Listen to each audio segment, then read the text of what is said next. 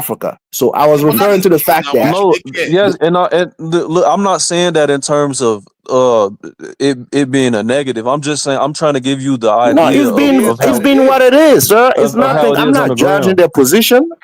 I'm just but saying it is what it is, how many right? Africans know stuff? How many Africans know stuff about It's African like we're Americans? neutral. They are Most not that Africans many. might not know about Africa, but they don't. It's It's just a not like fact. they It's hate just it how or people care about No, behave. it. but It's neutral. most Black What I Americans don't said. even know about American politics. That's the thing. Like we're That's not. why when African get We here, they don't get themselves involved in politics between your government and you.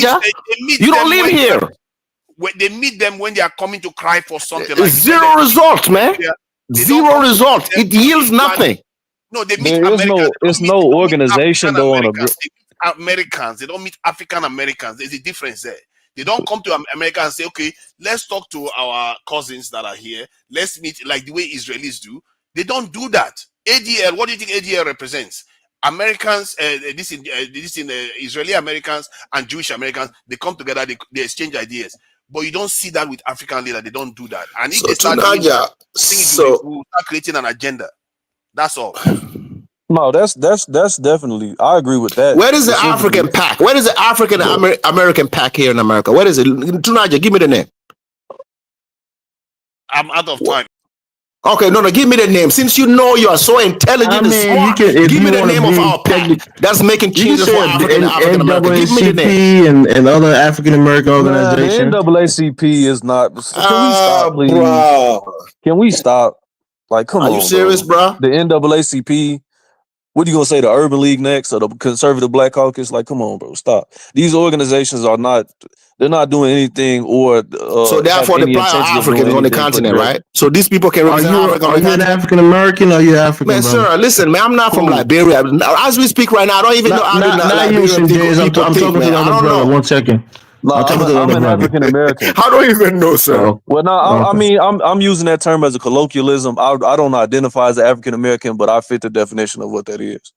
No, I just told you where is the pack as an African American that is representing Africans and African American, whether they're here in America or on the continent. Ask Tunaja, give me a name. So You're talking I'm just about African. I don't identify. Okay, that's what I guess. That was the question. That's how I awarded the question. But because there is none.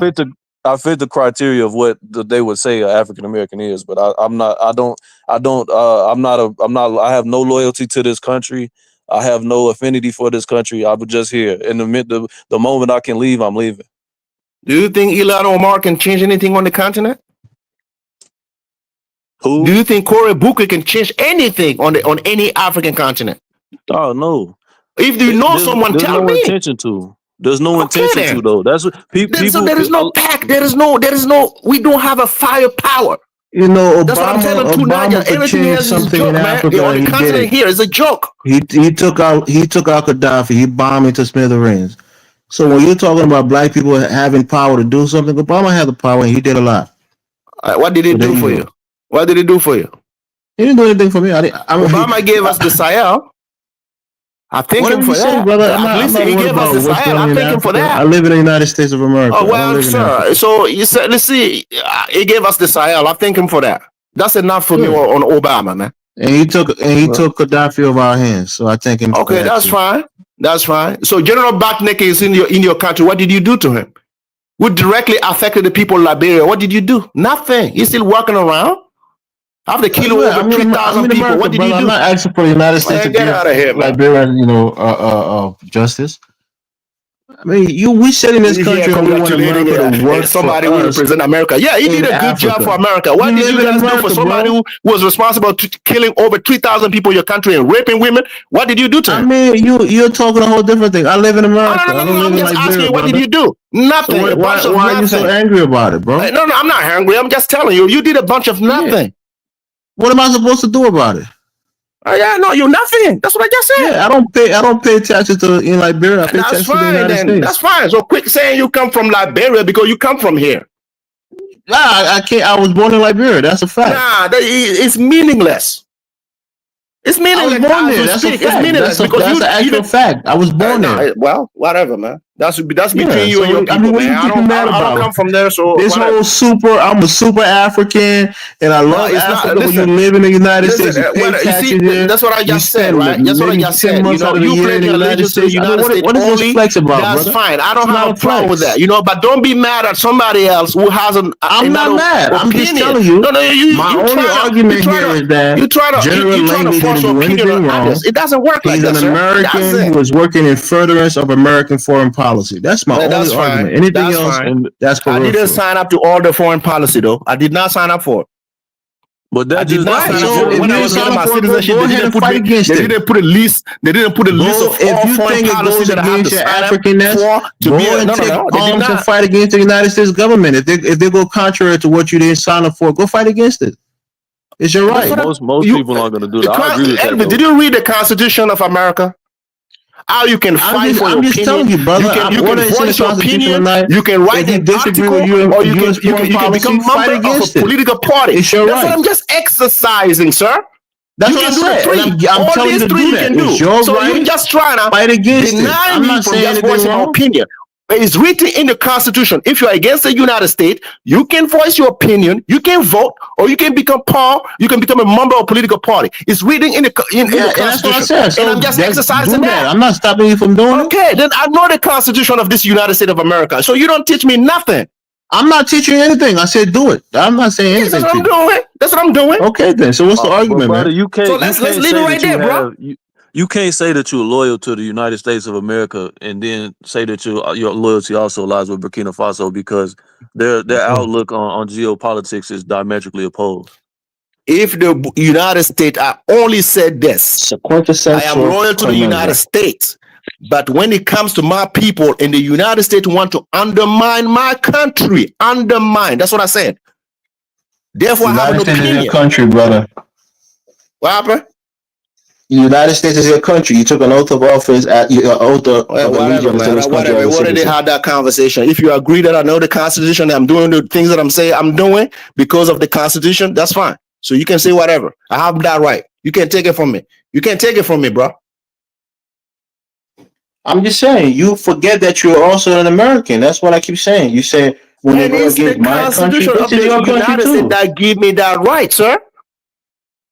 That's the Constitution of the United States that give me that right as a U.S. citizen to speak on the issues. If I don't like whatever that it is that the government is doing, that's the Constitution that give me that right. Statement that the United States is going against your country. I didn't write it. As if you don't have allegiance to this country also as your country. Bro. Again. It's policies in the United States Constitution that give you the right to oppose the decision, whatever that decision could be, whatever the policy that could be. Any American on this United States American can oppose that policy. That's your right. They give you that right. You can write an article. You can become a member of a political party. You can oppose. You can protest. You can do it. It's in the Constitution, sir. Yeah, you can protest. Right, that's what I'm doing. Protest. Yeah, but that's what I'm doing on a Sunday night on Dinah's channel. That's what I'm just doing. America knows that they present so much comfort for the average person that they'll protest and talk, but as far as making they're not going to pick up arms. they're not going to do anything tangible. They're going to yell and cry and complain, but the United States is going to do whatever they want to do in furtherance of their foreign policy. There's nothing you can do about it. Just protest and talk and cry about it. Maybe you got to pick a sign and go on the street and write on the cardboard and say, I'm against this. That's fine. You can do that. So you're not in the psychic of people. You don't know what the end result is. No, that's you plan on fighting against the United States. That's what you said. You plan on taking them arms against the United States. What one's action is benefiting them. You can't tell if you are not inside of it. You don't know. Yeah, I mean that would be the most crazy and most treacherous thing you can do. Which is right. That's your opinion. That would be treasonous. You cannot. That would be treasonous to take up arms against your own country that you swore an oath of allegiance to, brother. You can't even. It shouldn't even come to your mind. You shouldn't even fathom such a thing. No. I'm not. The difference between me and you, I don't have your mind. That's the difference. No, but that's treacherous. I don't have your mind. Don't you even think about that? That's what you just said. You see, you're going to take arms against the country that you swore an oath of allegiance to. Your opinion doesn't live in my house. Man. My opinion lives in my house, and I take full responsibility for it. So it's not no other man that will tell me how to think, how to protest, how to voice my opinion. As long as the Constitution give me that right, I will exercise it. If you want to do yours, otherwise, I won't be in your home telling you that. What are you talking about? I won't be on a platform telling you that because it doesn't make sense. It doesn't. You're insinuating it, which is crazy and dumb to actually say that. No. You. So whatever that you are saying is dumb. People are telling you are dumb, so you're dumb. No, it's fine, brother. I'm just telling you. No. Like I told you, whatever that I'm saying makes sense. Comes down to if it's within the apply of the United States Constitution, a country where you willingly took an oath of allegiance to and become a citizen. I don't know what the oath of allegiance means to you. I don't know. Maybe you read it a different way that I read it. I don't know. So maybe that's the situation. I don't know how you read it. Government though. So I don't think he's No, let insinuating him that he let would him take let up him arms. reaffirm it. He said that it's just No, but he process in this stated country. it clearly though, brother. Come on now. He stated it clearly that he's I loyal to stated the it United clearly. States That it is government. within the Constitution. You can go and read it. If the guy I that mean, doesn't read it, the brother doesn't even know what I'm talking about, right? But he's acting like he know. And I just I just hear you, quoted him on the brother. Constitution, Protesting and is he's in the still acting like, Constitution. oh All of no, that is in the this doesn't make Constitution. sense. I What's don't get not in it. the Constitution I is don't taking get up it though. arms I don't know and how you fighting got your against the citizenship. United I States do recall for mine. I another do recall country. mine. I It's went not through in the all the steps, Constitution. and I do recall mine. I know what they told me, and I know what I need to do here in America. I know what I don't need to do. Can we agree that it's not in the Constitution that you can take up arms against the United States? I don't what? Can we agree that it is not in the United States Constitution that you can take up arms against the U.S. government? Absolutely, I can't.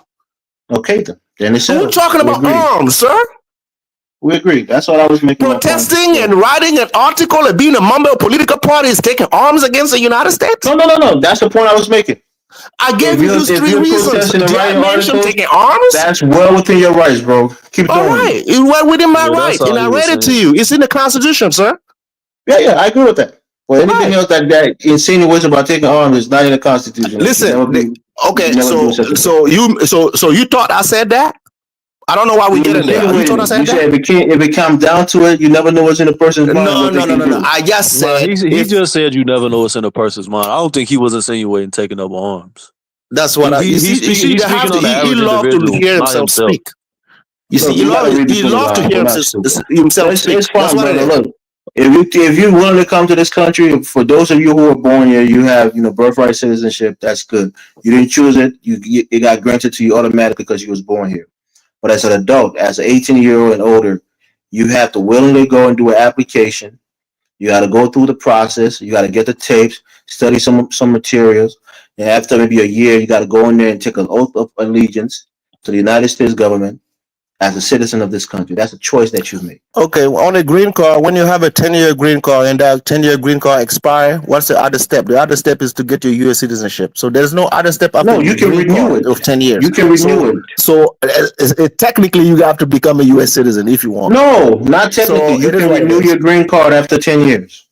They can renew. You can live the rest of your life in this why country would and you be a keep green renewing card it if you holder can and never become a become a U.S. citizen? And never finish it up? enforced or never enticed to become a citizen. No, many Africans and many immigrants, they take that opportunity because there's a lot of benefits that come with it. Please repeat that. Why the what? I said you don't have to become a citizen after your 10-year green card. You said they don't entice people to become one? Say that again? You said the American government doesn't entice people to become U.S. citizen? No, you become a citizen on your own volition. Serious? Are you serious? You become a citizen on your own volition. The U.S. don't come to you and tell you, they don't write you a letter until you become a citizen. That's what I'm asking you. Do they entice people to become U.S. citizen or not? That's what I'm asking. Simple question. I mean, if you want to join the army, don't give me that runaround. I'm asking you a question. It's a direct question. No, there are situations, right?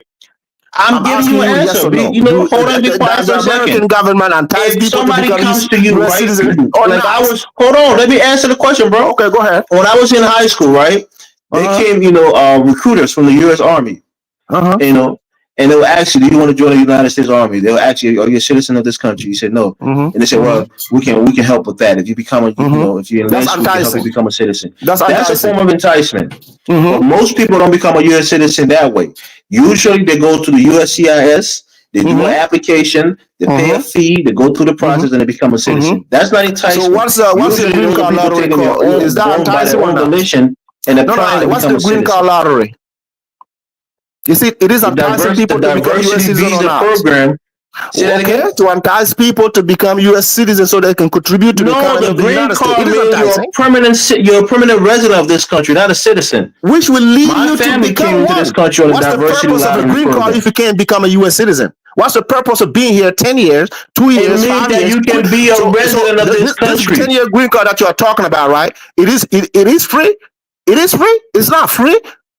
You're gonna have to pay on every step. The fees go higher. So why would I keep paying for a 10-year visa? That's for your own convenience, brother. That's for your own convenience. No. You can stay in this country and renew your visa, the green card, successively until you die. You're not forced to become a citizen. You can renew your green card until you die in this country if you chose to. Well, you see, whatever. That's what I just explained it to you. U.S. government ties people to become U.S. citizens. It is beneficial on both parts.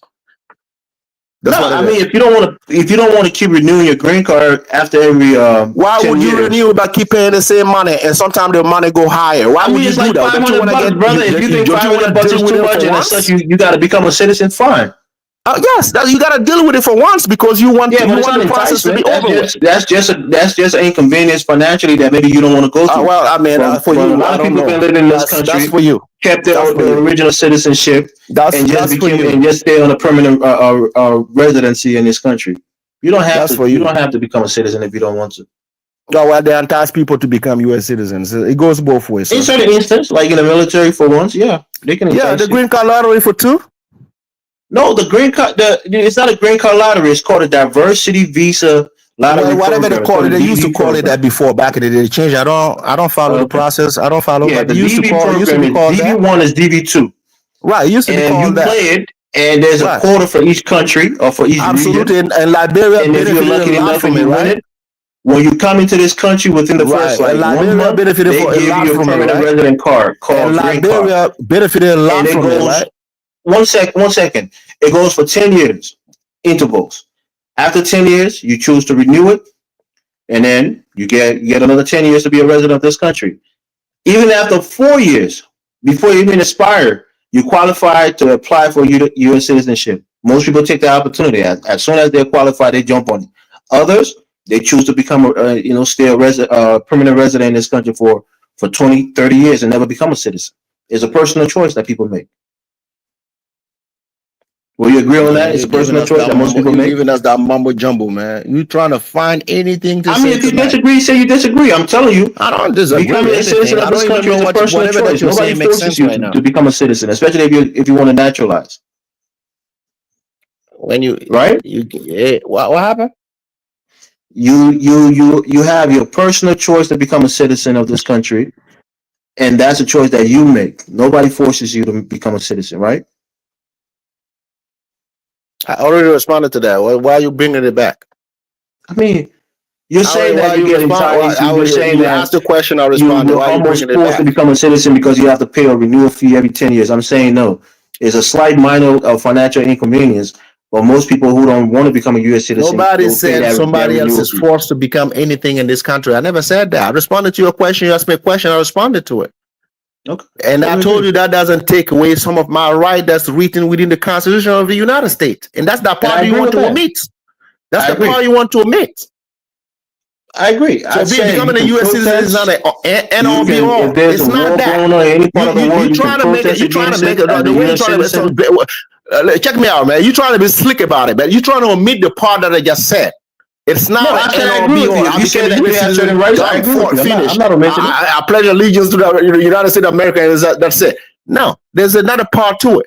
That's why we got parts. Part 1, part 2, part 3. You got to understand all that. You can't just sum it up in one part and say, "Oh yeah, you became part of you." No, I'm not that dumb African, sir. I'm not. I'm not. Even if you took, you pledge allegiance to America, you don't care. That's fine, sir. That's you. That's not me. Finesse this government, bro, and do what you got to do, bro. White folks finesse their own country, man. They're finesse their own country. You said something about even if you take an oath of allegiance. What does that mean? The oath of allegiance to me, it don't mean anything. I could care less. I mean, to him, it could personally mean something. But if you were birthed in this country, right? You're born in this country, right? No, but I'm saying even if I had to go through the naturalization process. No, I'm saying I'm asking you a question. You were born in this country, right? Yes, I was. Okay, so by virtue, you don't have to take an oath of allegiance. No, but if I did, I still wouldn't honor it. I'm saying you talking how potentially, right? I'm saying Elvis, naturalized citizen has to take an oath of allegiance, and they do that for a reason, right? It's because one of the concerns is that they have other allegiances, or they might have another allegiance to their birth country.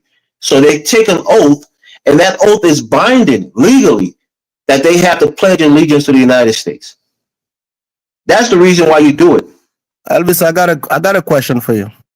Go ahead. If push come to shove, and the United States goes against Liberia, and you get drafted through the selective service, would you go fight on the American side against your country?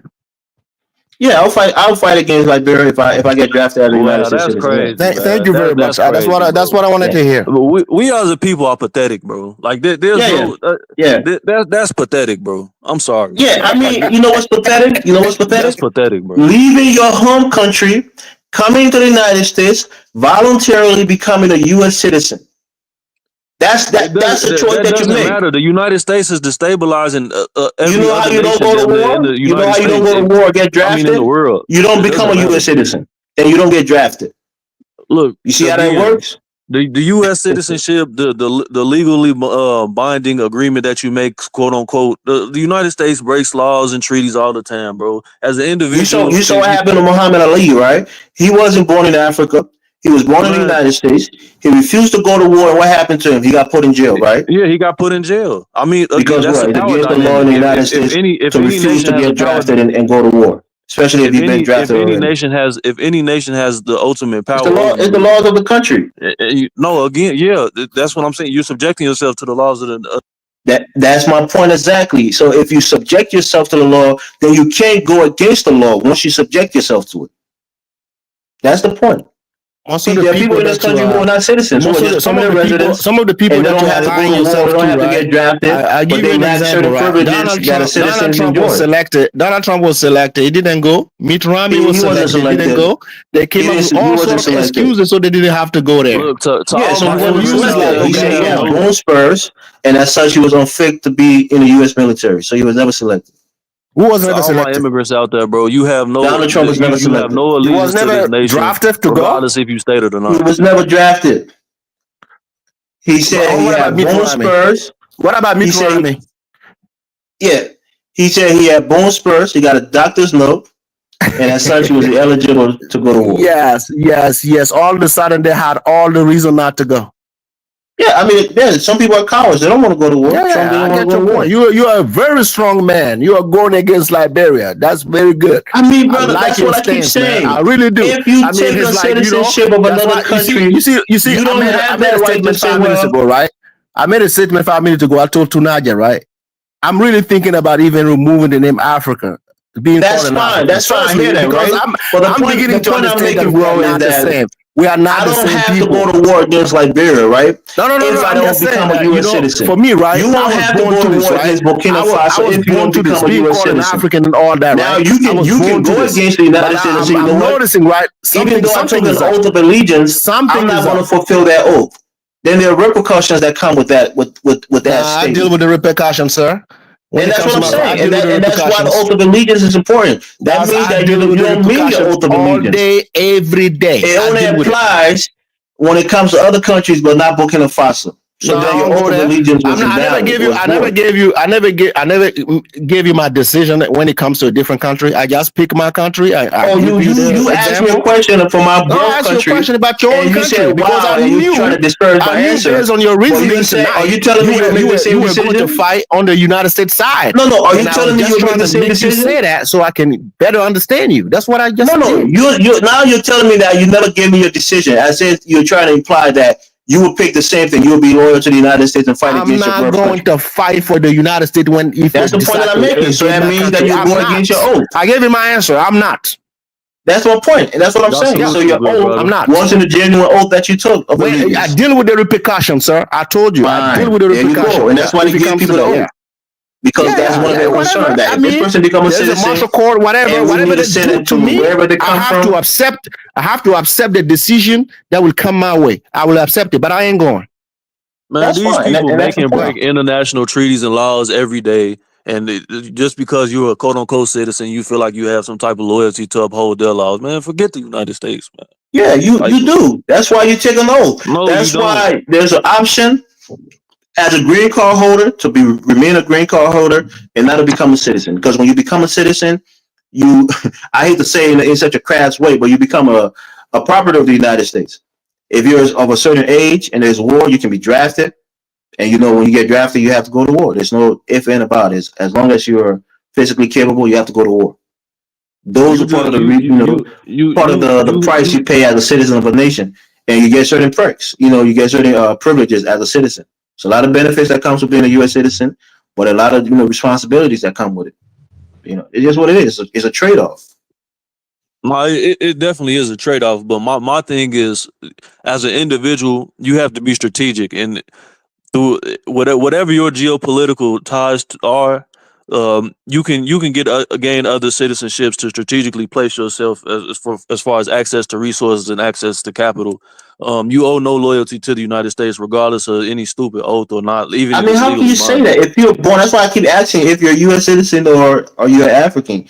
No, but I'm saying if I'm from the perspective of a immigrant, I know that you hold stake in these laws and you abide by these laws and you seem to honor I'm guessing to you, oath doesn't mean anything. When you take an No, oath it of does. allegiance, it It doesn't mean means anything to nothing you. because again, we're Oh talking wow. about a nation. We're talking about a nation that makes and breaks laws and treaties internationally every Okay. day. I So mean, no, you by I could virtue of care being a less. citizen, you took oath to abide by the laws and in the jurisdiction of this country. So if you go out there and say, you know what, it means nothing. Now I'm you going to see, break the law. Elvis, I'm going to go let me out come there up. Let me and come kill up with It somebody. another I'm happens going all to the go out example. there and time. steal, and these It laws happens means all the nothing to time, me. bro. You'll find yourself in jail, brother. You know that. Elvis, If you get Elvis, caught, knowing what you know, right? Knowing what you know, coming to America, if America has told you that all the money that you're going to make, right, in America here, you won't be able to send it to Africa. You won't be able to do anything in Africa. You have to pledge allegiance to the United States, even with your money. You can't send money out of Africa. You can't do anything for Africa. Would you come here? Would you have come here? You know, the thing about it is that I didn't come No. here You as an see, this is a adult. direct question. Let Would me you have come answer the here? question. There's Okay, go context ahead. behind it. Go I ahead. didn't come here as an adult. I came here as a 10-year-old, right? So That's I why came you're here giving even this answer. I know. fine. That may be, but I didn't come here as a fully grown adult. So perhaps I haven't even developed loyalty or allegiance to my birth country, and maybe that's why my perspective on this is different than yours. Maybe you came here as an adult and you had already known yourself and become conscious about what it means to be a citizen of one country, right? So being here for over 20 plus years and living in this country, I see myself as an American. My ways, although I'm also, I was born in Liberia, I have some affinity for Liberia. Right. But Who brought you here? in Your this parents, country, right?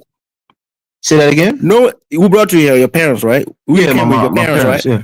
Okay, Yeah. let me change the question. Knowing what you know now, knowing your parents, if the same thing was said to them, you can come to America, you can live in America, invest, do whatever that you want, right? Leave the American, whatever, and you can't touch Africa. When you get on that plane, you can't look back. Just come to America. Do you think they would have done it? Maybe not. But again, that's why America Okay, is not. so you understand America where is I not come from, right? draconian, right? And the difference is, in reality, you have that choice. You can, remunerate monies back to your home country. You can go back and visit. You can invest. You can build homes back in. America doesn't restrict you. There's Because you certain still have things. a connection to your Yeah, homeland. they So allow that's you why to they have that left it there connection. for you. But in times of war, God forbid, if it ever comes to a situation where your home country is going against the United States, and something terrible happened with the Japanese, where they were put in internment camps, and the United States had to pay restitutions for that, right? But the point here is that What I'm trying to they explain to question you, dual right? loyalty all the When time. I said I'm not siding with the United States, I'm not also saying my country has to provoke the United States. That's not what I said. I'm And not that's what I'm saying saying. That's it's why just on the neutral it's part. I'm not saying if my Oh, country so you're provoke the going to be United on you States. saying you're going to be on a neutral part? Is that what you're saying? I am neutral, sir. Oh, okay. I didn't understand. I I thought you am was going to be on neutral. the I side am of Burkina fighting for Faso. I'm neutral. If my country provoke the United States, they get what they deserve. What can I do? Okay. What can I do? All right. I'm just talking about if they're trying to undermine my country for no reason. That's what I just said. Okay. I get it. I mean, we all have our own views. That's what I'm saying. Right. So that's why they left it there for the African immigrant that come to the United States to still have that kind of connection to their homeland. Have you been in this country for over 20 plus years? Otherwise, they would have written it everywhere. Like, oh, you can't do that. You can't do. So you will be only here. St. James, have you been in this country for over 20 plus years? No, not 20, but it's getting close. Getting close. Okay. Do you think you've benefited more from the United States than your birth country? There's certain aspect that I benefited a lot from the United States. There are certain aspects that I benefited more from my own country. Okay, can you elaborate? No, it's not the show for that. No, it's not personal, sir. Okay, I mean that's fine. that any Fair enough. any immigrant that comes here is going to benefit more fiscally, especially. I mean, in most cases, unless you're coming from a what they quote unquote say a developed nation, which is rarely the case that somebody from a developed nation is going to immigrate into this country. No, I'm saying, look, citizenship or even residency, right? It's a trade-off. When you live in some place, like in the United States, where many people want to come in, there's economic prosperity here. You get some economic advantage than you probably have back in home in your home country. You get certain security. You get certain health benefits that you may not have back in your home country. So a lot of people desire to come to the United States because there's a lot of benefits that we can get from this country. I And when mean, you become a citizen, with all the benefits that you get, they are also asking you to make, to pledge an allegiance to their country and become a citizen of this country and uphold their laws, and if needed, to fight in the military.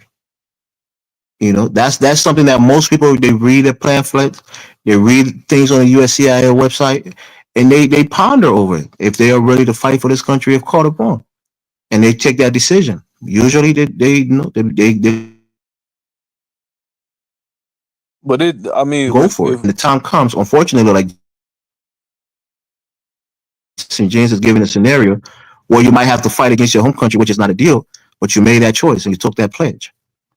So that's what it is. It is Like what I it is. told you, it is within the Constitution, so you have options. Like I said, it's not an end all be all. There's layers to it. There's levels to it. You know, so in life you can't restrict yourself because of one law of one government or nah. It's life, man. It's life is it's global, sir. I have my own interests outside of certain things. do what's You can't best for you, force me into brother. something that I don't believe in. You Do what's can't. best for you I'm and your not saying you people. got to At the end of the undermine the situation, but you can't force me into something that I didn't agree to.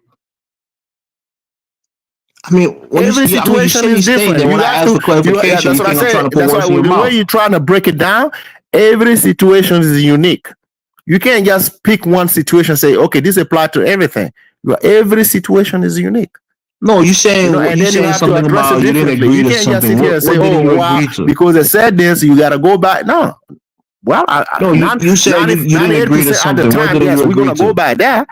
But there is that 2% or that 1% when it comes to that. Yes, I'm going to be scratching my head like, yeah, I don't know about this one.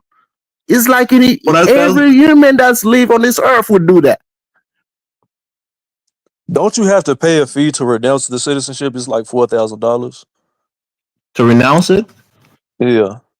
Do you are you planning on renouncing your U.S. citizenship? No, because they charge. I know. I I don't don't know know. the particular. I don't know about the fees to renounce it. I'm not paying $4,000 to renounce a citizenship I ain't asked for. That's over with. But if it was free, I would definitely renounce it. Do you think you're privileged to have a U.S. citizenship? In certain aspects, but I mean, what I've had to give up is it doesn't the trade off isn't equal in my opinion. Just given the history of my people in this country, I don't think the trade off is nearly as I mean, Kyler may have an opinion on this. I don't know what he's doing, but he spoke about this on his show. I would encourage anybody, if Diners will allow us, check out Kyler Nation on YouTube. He has a show, most nights around 9 o'clock Eastern time. It's interesting. I'll be on there sometimes. St. James is on there. A lot of other folks are there. But Kyler, I don't know if you're there, but you can chime in here because Kyler has a perplexed understanding of a U.S. citizenship in this country. Kyler, you there? Or maybe he's sleeping.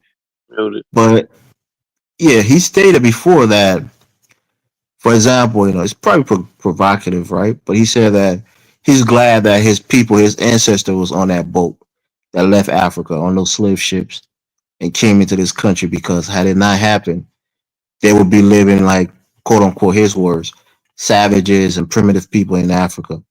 So he's happy that his people came on the boat. And so even though slavery happened, which was terrible, but in the grand scheme of things, he's in a better position than most Africans. I'm guessing yeah. you don't see yourself in that position. No, he's definitely what I would never associate with anybody like that. And I've heard some of the things that he said. To me, he's a fake Pan Africanist. Or if he if he tries to subscribe to their ideology. He's just a regular run of the mill black conservative, in my opinion. These people are just pathetic to me. I don't respect any of them. They say a lot of things that are just idiotic, and they're very emotional people, and they have low self esteem. They just want to be associated with something that they deem as valuable. They're not Okay. willing to fight for What's your anything. name, brother? What's your name? Wadraogo. I mean, that I sounds like an got a African question for name, you. Where man. did you get that name? It is. I adopted that name from the founder of the Mosi Kingdom. Okay, Okay. I'm from that. That's what I'm That's the asking. people. That's the Burkinabe people. But I Yeah, want you to come I up know. on Collins's platform. You have a different view. You guys are No, both from the same lineage. And I don't waste you my coming time up with a W on associating it. That's or why discoursing with people I was like like, that. I'm gonna ask this brother the question because you put a W on it. I mean, Because I anybody's welcome. I didn't want the French Anybody's spelling. welcome to come on my platform, and you want to have a discussion like a man, debate me. But if you're scared, hey, say No, you're it's not scared. me being scared. I don't waste my I'm time scared. with I don't waste Well, my you time waste your time. with that. I've been doing this probably longer than you've been alive. So if you can't have a That doesn't discussion, mean anything to me. well, it doesn't mean something. Yo, have you ever taken a tour group to Africa? No, I haven't. Okay, so you're not on my level, Oh right? man, Colin, You ever Colin, tour No, you Colin. again. Let's have the bigger let's have a conversation about your American I'm citizenship. not gonna get into somebody an that's argument deep with you pan because I'm not African emotional. So and no, you not can be the emotional, just that Mr. you Great. can't I handle mean, whatever my energy. This is the way I am. So you can say I don't agree with Colin what he says and whatnot, but if he's serious about what he's saying, look, I don't have. If I would wanted to, I could just disappear from this and I could have a good life in America. I could be a friggin' American if I really wanted to, but something deep down in my Man, soul tells me this is quit what I'm playing, supposed to do. Colin. Quit playing, man. It's Quit not playing. playing. It's what You I'm doing quit for real. playing, man. No, hold on. How you say quit playing? If when the fucking I'm putting everything on the line for this. Unlike you people, other people that got What did you meaningless put jobs. online, man? I'm in What did you put corporate on, America, what right? did you I can put? lose. Look, I can lose. Look, I can lose Hey, everything guys, that I real quick. fucking work for. Let me With read this, these super chats. But Let I'm me read willing these to super take chats. that Let me read risk. these super You chats. Let got, me read these super chats. you people that got. No, Colin, one mic, Colin. I gotta read the super chats. Let's see here. Let's see here. Let me drop the link in the chat room again. City, I'll let you on. Hold on 1 second. Yaya King, thank you for the €6. We can't generalize 50 million blacks in the US, but we can generalize 1.3 billion people in Africa. These are guys talking who went to school. It's crazy. Kwame Mats, Inyam Mintu Hotep, thank you for $1.99. Holla. FBA complain about racism. CIA, they support Langley. Yaya King, thank you for the €2. Elvis, have hope that one day he can become white. Philly Hardy vibes. Thank you for $10. Holla. Many people have dual citizenship, and Elvis, stop trying to force your opinion on everyone. Simba Mashar, thank you for $4.99. Holla. Donald Trump don't care about black Americans. You still go deal with white supremacy. Philly Yardy vibes, thank you for $2. Holla. You can still get drafted being a legal resident. Ghost 7 days, thank you for $5. Holla. If you know anything about U.S. Marines, nobody's in DEI. PCH Rides, thank you for the $5 holla. Check out Muhammad Ali's reason for not being loyal to America. The country has never been loyal to us. Go ahead, CD. Here, Donis. Hey. Hey. Yeah, it's his Getro. Y'all can't be calling in on these Obama Getro phones. Go ahead, Kato. Unmute yourself, Kato. Hello, peace and alafia to the panel. Thank you, Donis, for inviting me on. I just wanted to pull up and just immediately take accountability for what African Americans have done in terms of like creating a chasm or a disconnect between what's going on. Man, stop yourself, ass On kissing. the Nobody ground. did shit. What are you talking Colin, let the about? man speak. Why are you attacking him, Colin? Let him talk. Go ahead, Kato.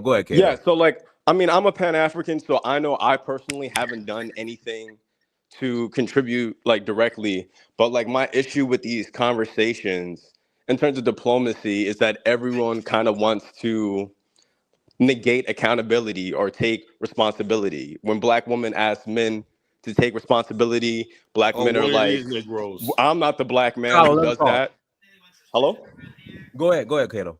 I'm just saying, whenever we talk about general groups, everybody wants to pretend like they're the special person and not take accountability. So, no, not all African Americans have done something wrong, but I do just want to step up and acknowledge the harm.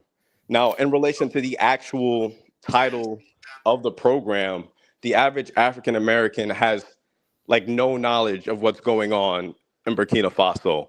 And I completely agree that white Americans will use a black face for a military operation. But I do not want us to mistake that black face for the black voice. That man stands alone. The majority of black Americans would not support an invasion of an African country. If you look at black American history, we are typically always on the side of African countries. And like if you look into the history of Ethiopia or our support for Ghana, it kind of like speaks for itself. Well, But I did want that to start off apologize for? and straight up take accountability that there are spooks by the door, there are spies, there are ghosts within our community who operate against our own interests. What are our own interests? Can you name our own interests? Yeah, so I think like a part. Give me an of example. Give me a tangible example. Let him No, answer. I'm going to answer it directly. So I think part of the spite and tension for African Americans, Black Americans, FBA in general, is that we have nowhere to run.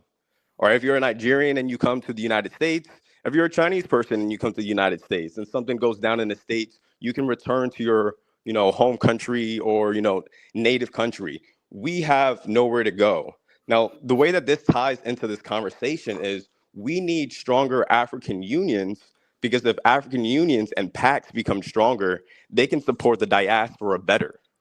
So I do think this personally affects me. Bro. Let me tell you something, bro. That sounds beautiful, right? But here's the problem. It's not about beauty. This is a literal fact. No, if Africa was stronger, the reality is it would support its diasporans better. In our Pan-African world, I probably believe in that longer than you've been alive, right? But the reality is it's never been put to the test. That's the whole thing. The Pan-African world is going to be put to the test in the coming years. If the United States basically goes to war with Africa, yeah, we're going to right now, black people don't have to do anything but sit back and be quiet. We don't have to do anything, So when you say we got to go out there and do this and whatnot, most black people. I did not say we got to go out and do anything. I simply stated a stronger Africa makes it safer for everybody in the diaspora. We all want a stronger Africa, but the onus can't just be on us. There's something got to be. I didn't say the onus was on us. I was simply making the observation that if the continent that we descend from was stronger economically and politically, that's obvious. It would be safer for us here. Sherlock Holmes could have figured that out, man. Of course. No, Kala, you want things. Kala, you want things. You're not going to get things. You want things before you do anything from Africa. You're not going. I don't believe nothing's going to come on from Africa for that.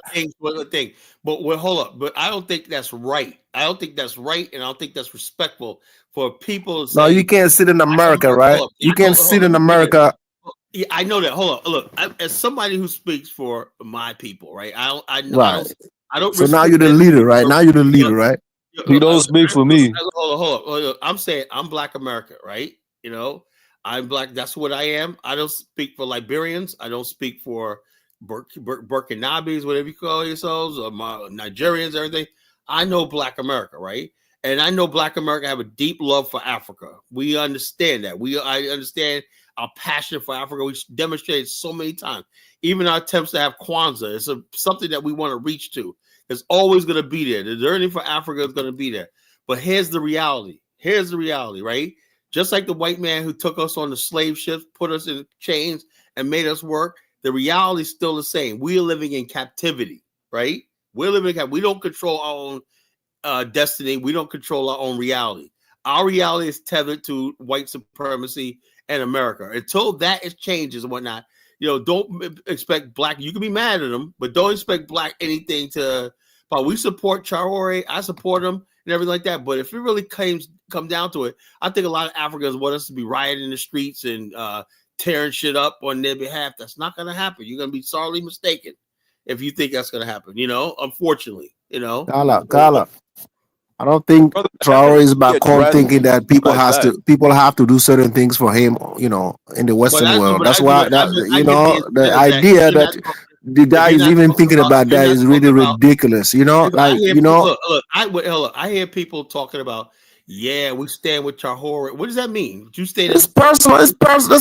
They're okay, yeah, expressing but their hold on, but personal. you understand, you understand when it comes down to it, right? If the government pulls your card, that's why the black people don't ever get their card. They like to talk, but when it comes down to it, are you going to go up against the National Guard, the U.S. Marines, and all this stuff like Black that? And the people have police? the longest Well, you history don't of know what I'm gonna do, what I'm resistance. not gonna I do. do You No, don't I'm not know. talking know what about you're talking Black about. America. You People know, have Yeah, all formed you speak Black black speak for Americans, immigrants. they yourself, don't have to man. do All you black If you anything. When I scared, immigrants. go to came here, church. when I Black Speak for came on here, yourself. Americans right? All you have black been one immigrants of in the America. All you leading black No, immigrants in Carla, forces when America. I in came on here, I liberation. told you this is not, if it's not your fight, then it's not your fight.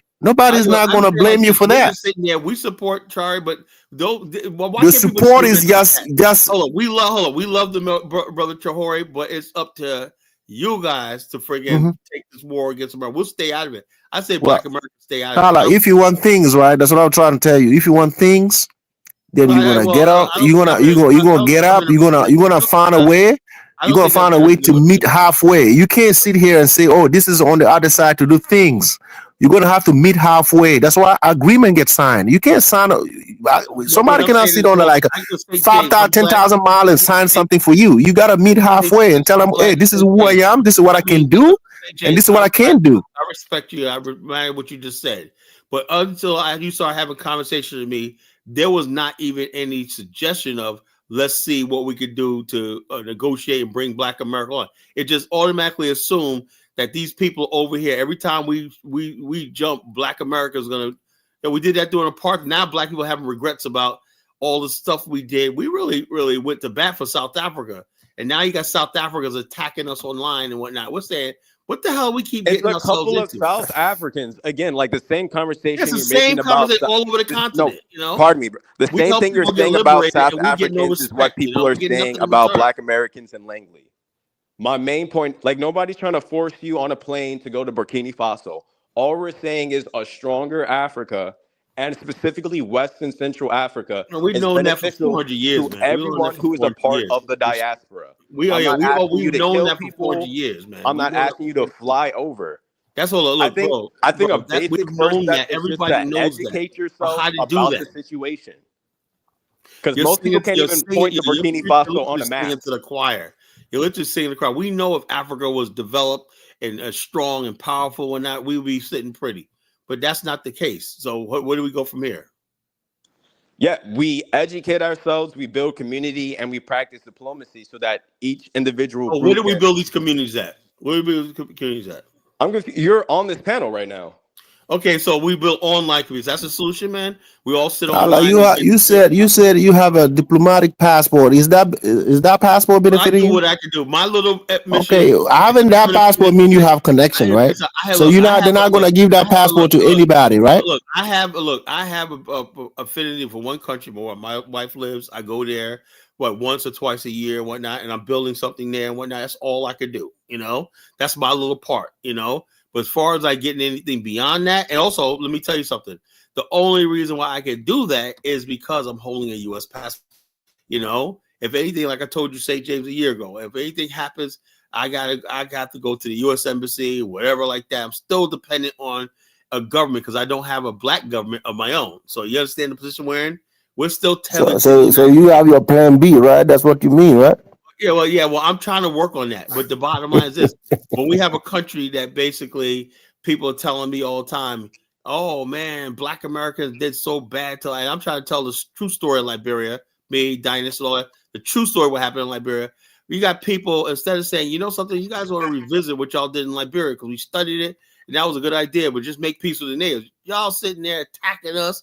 I get called a colonizer and stuff like that. So I'm saying to myself, if I'm a colonizer, just somebody just want to connect my ancestral homeland, then that means that, so you guys are disingenuous when you guys talk about who's a Pan-Africanite. When somebody is the Pan-Africans get attacked the most by you guys. You know, the ADOS FBA people don't give a shit about Africa, but those of us who travel to the continent and do business and bring tours and everything like that, we get me, Bomani, and us, we get the most attacks by Africans, you know, and that's the And truth.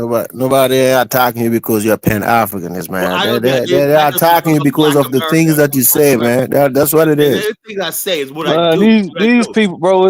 These We're Grandma, bringing people to the continent. We're staying in hotels, putting money in people, hiring people, Well, put money in you people's were the pockets. one who that told doesn't me make a you a leader, Pan right? You African. were It's the one who Europeans told do me that. if a leader doesn't get criticized, it's not a real leader, right? So these Well, I don't think Africans this. doing No, those things to there's you, a difference between criticism it's and about the outright same hatred. thing. You know. They hear you speak, That's they just want to voice their what I'm opinion saying. about the Hold up, things that you're saying. That's hold up. What it. I'm saying is this: if I'm a Black Pan Africans, Black nationals, whatnot, and I'm making I get attacked. They don't attack freaking ADOS FBA people because they don't care about it. They attack people that's vulnerable, the low hanging fruit. Me, I'm a Pan Africanist. I talk about Africa and I talk to thing.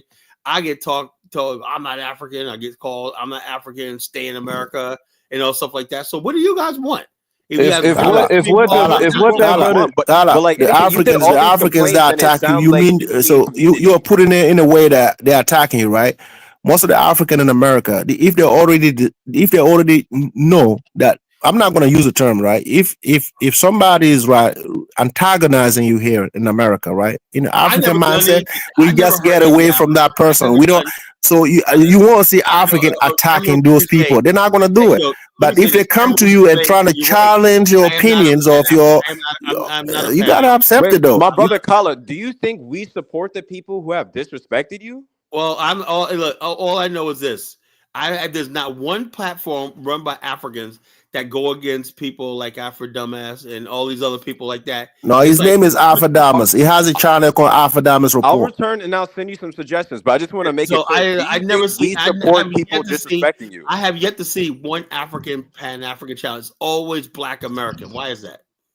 I've seen plenty. I mean, next time I come on, I'll send No, some. I've But never that's seen what I it. mean by I've it's never seen important it. to make Look, community. hold on. Any African Pan African channel, they deal with Africans as opposed to Africans that live on the continent. They basically only talk about Black Americans when we're used to them. Like right now, they need us out in the streets in America. So now we're Pan Africans Yeah, again. We're there's a talking lot of Pan-African channels that focus specifically on the continent. When I return, I can send some to almost you. all of them do, But, but they don't but talk about us. You know, so I I've mean, never seen but one. that's Kala, what I mean Kala, by community is Kala, important out of because the it sounds like there's a diaspora, right? disconnect between Out of the you and the diaspora, community. right? You are the most talked about, the most admired, the most everything, but you still want more. No, You no, know, I don't see where we're it's the most really admired. mind boggling, Hold on, man. It's like you hold on, gotta have to understand, you right? hear that? It's like You hear that you lady guys have Wildflower? been You hear that lady the most talked Wildflower? about You know? all over the place. Like when certain people wants to voice their opinions, like, oh, you guys don't respect. I mean, these people have been respecting you for years, man, and you want to question Bottom that. line is, well, they whatever they Why all of a respect. sudden everybody knows You know you, what they but respect? you got? I was You know what listening they to the. respect? I They was listening respect. when I'm not talking. I'm listening, right? You have all these people who came on here saying that the average Black American doesn't even know what's Africa, and I'm listening. I'm like, oh my God! But all Africans around the world know Black's America. It's You know ridiculous. Beyonce, Jay-Z, P. Oh yeah, Diddy, we why? people. You So know, so they don't you're respect. telling me that doesn't mean anything? Well, No, I'm I not mean Aren't that's you the just one talking media. about Beyonce. culture? Isn't that? I'm not Rick I mean, Ross. it's like, what is I'm it? not these rappers and whatnot. There are Black people who are Black nationalists and whatnot, like myself and everything like that, that give no love or respect. They think I'm some whatever it is. I think they accept white people before they accept me. That's what I feel. You know. But do you But why understand would that if nobody the on this sentiments that the brother Elvis stated earlier are accurate, that you've actually stated this on an occasion? I What? wouldn't. I mean, the minute I heard if I hear somebody say that, that Say even what? if they don't declare themselves a Pan Africanist, I'm not listening to anything you say after that. What? Say what? If you are such a sellout Well, to say that tell me you what are I said. proud that you own a slave I had to ship, talk to you. We was talking about citizenship, Carla, and Yeah. the brother, I forgot his name. He got some kind of African name. He said that he's not proud of his U.S. citizenship or something to that effect. And I was telling him that you share the sentiments that you're glad that your ancestor, quote unquote, cut that boat Well, let me put to it to you come to like the this. United Let me put it to States. you like this, Elvis. When you go to, unfortunately, if I had my choice, I wish the slave trade never happened. I wish I was never here. I wish I would never be on a planet like this. I would like to be in a country of my own land, flag, language, all that stuff like that. Since that's not the case, right? And that's not the case. The sad thing is, when we look at Africa, most Africans want to get the hell out of there. They don't want to be there.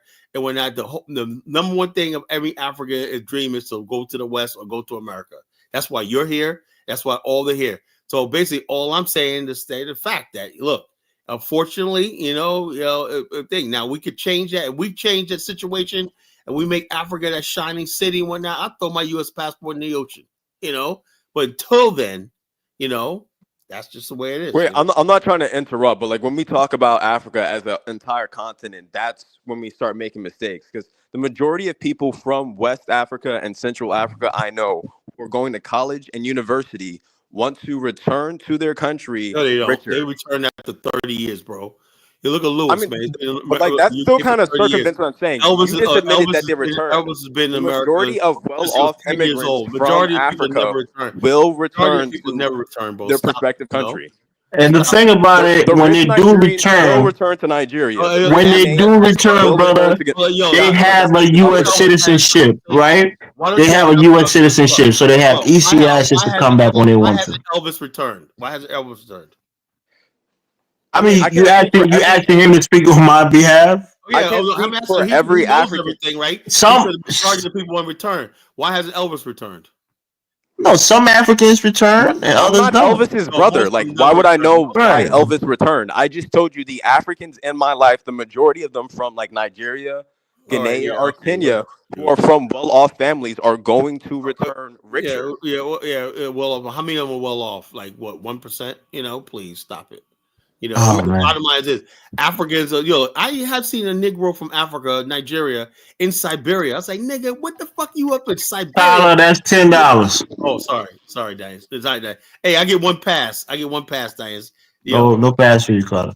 It was, but anyway, the dude is up in Siberia. I mean, damn, you be seeing brothers from Africa and freaking Antarctica. Yeah, I'm like, god damn, please go to the continent. I mean, Show us I'm the from way. New York. You see people from New York all around the world. That doesn't mean we running from New York. Like, this is turned into a therapy session. I get What I'm saying, I no, get what I'm that in saying your is this, personal experiences, there have been negative people. bro. Have But you, by how far, many, everybody how on many this times? panel How many times you been to the continent, brother? has No, but had he is positive accurate about the sentiment experiences about with people trying to Africans. leave, though. People trying to leave their countries because of the economic situations. We can't be Yeah, I mean delusional and act like that's that's not what the case. Colin said. He's Yeah, glad his yeah. I don't think ancestor y'all are caught that boat understanding the because he's in English a that better came out position my than most mouth. Africans. Check this out. You got a sad African, part. a lot of African people, well, a lot of immigrants in general come to the United States to make their money and return. It's not No, they unique. come to the United States. Not a lot of them, brother. Yeah, A lot of people who come here young I would enough need to numbers have kids here. to You still don't know substantiate what the that hell because he's that's talking just about. Yeah, a lot of subjective. people who got kids here who got better schools, better health facilities, better infrastructure. They're not rushing to go back home unless they're well off. Like I think Yeah, Colin said that. you guys keep jumping from what I said. I said a lot of them return. I They didn't say don't that they're last rushing to what, return. five? I didn't What, say Well, they five yeah, out of returned like in 2 that's years. 5 subjective. out The of a fact million? matters that Five, well-off brother, immigrants, have a you been lot to of the them continent? do How many return times to have their you been to native the country continent? because How their many times have money you been to goes the brother? way farther. Brother, how That's many not times up for have you been to debate. the It continent? would be Brother, logical. It would You be probably just logical for don't them to know that do that, many but rich immigrants. brother, how many you would times need numbers to substantiate that claim. You Otherwise, it's have just no subjective and numbers about anecdotal. how many immigrants stay in the United No, States. yeah, millions of them, man? I don't. That's why they deport I them. don't, They and gotta I'm not force them purporting out that of I here. do, but I'm saying to act like it's not a pervasive sentiment around immigrants, just period, not even Africans that come from quote unquote undeveloped countries that don't eventually stay in this country or go back. They be 30, 40 years here without. Yeah, but even that go back that he's talking Yeah, about, you're still not they listening to what they I'm saying. they I'm not are saying that they No, all I go listen. am. back. You They said a are lot. You U.S. didn't put a number citizens, on it, or right? you just said a lot of them do. Most of them become U.S. citizens, Yes, so I that said a going back lot of that them. they're But going back is temporary. If things gets really tough, they can come back to the United States and work and reestablish themselves here. So Yeah, going I back, agree. I agree with that. yeah, People just the average individual is just they value the comfort that the United States facade brings. That's just majority of people. Majority of people are hedonistic. That's just the case. And this is the land of hedonism. So How many not hedonism. It's not even that. It's just that nah, it people want is to have a hedonism. secure. No, they want This to is have a hedonism. secure upbringing for their kids. They want to have one better in three healthcare immigrants return infrastructure. to their home country. Y'all need to stop talking. This is what I mean. Say How that we again. have conversations and we don't know. 1 in 3 immigrants return to their home country. Like you can look it No, up they on don't. Google. No, they don't, bro. I Look mean, it when up. you say return, I mean, like I said, there's some people that Yeah. go back to Liberia and live there for 5, 10 years, and then realize that things are not working out, and they come back here. It happens, brother. So when you say return, are they staying there No, my forever main and never point returning to is the that United a I don't know what States? lot he's of talking about. immigrants This make one their money obviously in the never been to United the continent. States He's and never then been to go the back to continent. their home country. I don't People, know yeah, why this this is a hard somebody that never concept. been to the continent. I could tell when someone's never been to the continent. They really don't know what they're talking about. When the reality of This is the whole thing for. First of all, I don't need to go back to the continent to know oh, wait which a one minute, of my have you never African been to friends the returned to continent? the You're continent. talking about someplace you know nothing about. Well, yeah, I'm sure that's a small sample size, right? Maybe 10 or 15, even that. I just read 1 in 3. We need to stop I don't know speaking where so you read that confidently from, when you bro. don't know what you're talking about. You know what I'm Stop saying? I No, talking. don't but know. are they talking about African Stop immigrants or just talking. immigrants in general? I'm talking about immigrants in general. Okay, then. So that's probably if they're coming from Europe, maybe they return Yeah, at a that higher that rate that than that if they're statistic coming has from to be. Africa. It has to be contextualized too. But Right. you Yeah. said I a mean, lot. we keep You jumping just around said from a the lot. point. My So main point, which is correct, yeah. is a lot of immigrants make their money in the United States to return to their country, which Guys, can Yeah, I I? that think. that statement in itself is not Let is me not let me wrong. finish the It's entire not wrong. statement. Let me finish the entire statement, which I think, as a black person, is another issue. Part of the Pan-Africanism conversation is we need to talk about black people who come to the States, who make money and then return and don't contribute here. All right, guys, can I speak and give my experience based on the time I've been in New York, if you don't mind? Okay. So, I've been living in New York for over 20 years. Are you an immigrant? Yes. 20 years? And you Yeah. haven't gone back yet? Carla, he's from Liberia. He's your Liberian brother. Oh, you're a Liberian brother? Or Yeah. are you American Liberian? If you're American Liberian, you can stay. No, I'm not American. He's a Mandinka. I'm from Mandingo tribe. Oh, your Mandingos not bad. They're cool people. Yeah. Oh, So yeah, a lot of my guys sell crafts. They're good, hardworking people. Right. They could sell their asshole. If I had built a nation, I would get the Mandingas to run the Carla, let the man talk. We get it. Thank you. So better basically, than Crown people. yeah, I spend almost 90% of my time in Africa right now because I work in financial services and I work online. And I also have businesses in a few African countries. So I spend most of my time in Africa. I'm based in New York, but with my experience with a lot of West African, almost I would say probably 70% of them now establishing back home. And most of them that you see being stranded in the US, if they have problem with documents, or they can't go back, or they haven't done anything back home. But it depends on the country that you came from, especially the Liberians. Most of the Liberians think that they are Americans, so when they come here, they don't want to go back. They tend to be more of American, African, because they have identity problem. Or a lot of Liberians. They're more Black American than I am. Right. To tell you the truth. So, right. So they don't want to hear nothing about no Liberia, man. They don't want to hear nothing. They're like, yeah, you can have that country collar. I was all right, but they stay in America. Whatever. But like I said, let me tell you something. What I love about Africa, going to Africa, right? The best thing about Africa, I have a best time of my life. I mean, like, look at the calendar. Oh man, only got 10 days left. I'm loving it, right? But the best part about Africa is the fact that I got that return ticket. That plane ticket. Right. I'm just telling you the truth, man. You can have Africa's the funnest. Are you in Liberia right now, brother? Right now, I'm in Kenya. I have a property in Kenya right now. I just started investing in Kenya. Kenya, and I went to Kenya because of African American. The guy in my neighborhood called Troy. So Brandon. No, Troy. He lived in Kenya. He been there for 10 years. So I heard him on his YouTube channel. Then he was talking about Kenya, and then I went there and bought some apartment unit. So basically my target was to invest in Ghana. Then that's what I'm talking about. A Liberian guy hooking over with an African American guy in Africa. Yeah, but these things are subjective. I'm guessing you're an older guy. You're not. Just talked about how Africans. You're not a guy who's raised in a family, right? I'm sure you were like maybe in your 50s or so, right? No, I was raising my family. I'm 45 right now. was raised He's a in. young guy. Yeah, Young. so I came here very young. First when Liberian Civil War broke out, I was very young. Sierra Leone. From Sierra Leone, I went to Guinea. From Guinea, I came here.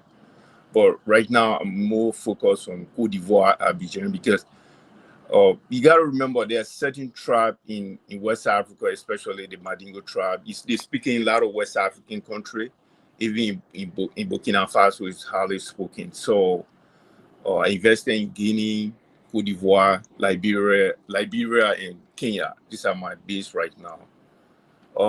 With the situation of Burkina Faso, what I would say is people should know the Burkinabe, they are very hardworking people. Without Burkina Faso, African economy cannot go anywhere. Even they hire investors in Cote d'Ivoire or Burkinabe. If you were to tell all the Burkinabe to leave Africa today, African economy will crash. You know, and they have the biggest economy among the CFA country. They have 60% of the CFA, and the other CFA country have 40% of CFA. So Cote d'Ivoire economy is really big, but the Burkinabe control almost half of the economy over there, right? And it's so amazing if the amount of investment the African Americans have done in Ghana, because Ghana was so. If they were to focus on any other of these countries, like Sierra Leone or like I'm trying to get African Americans to Liberia, but it's not easy, man. You know, right?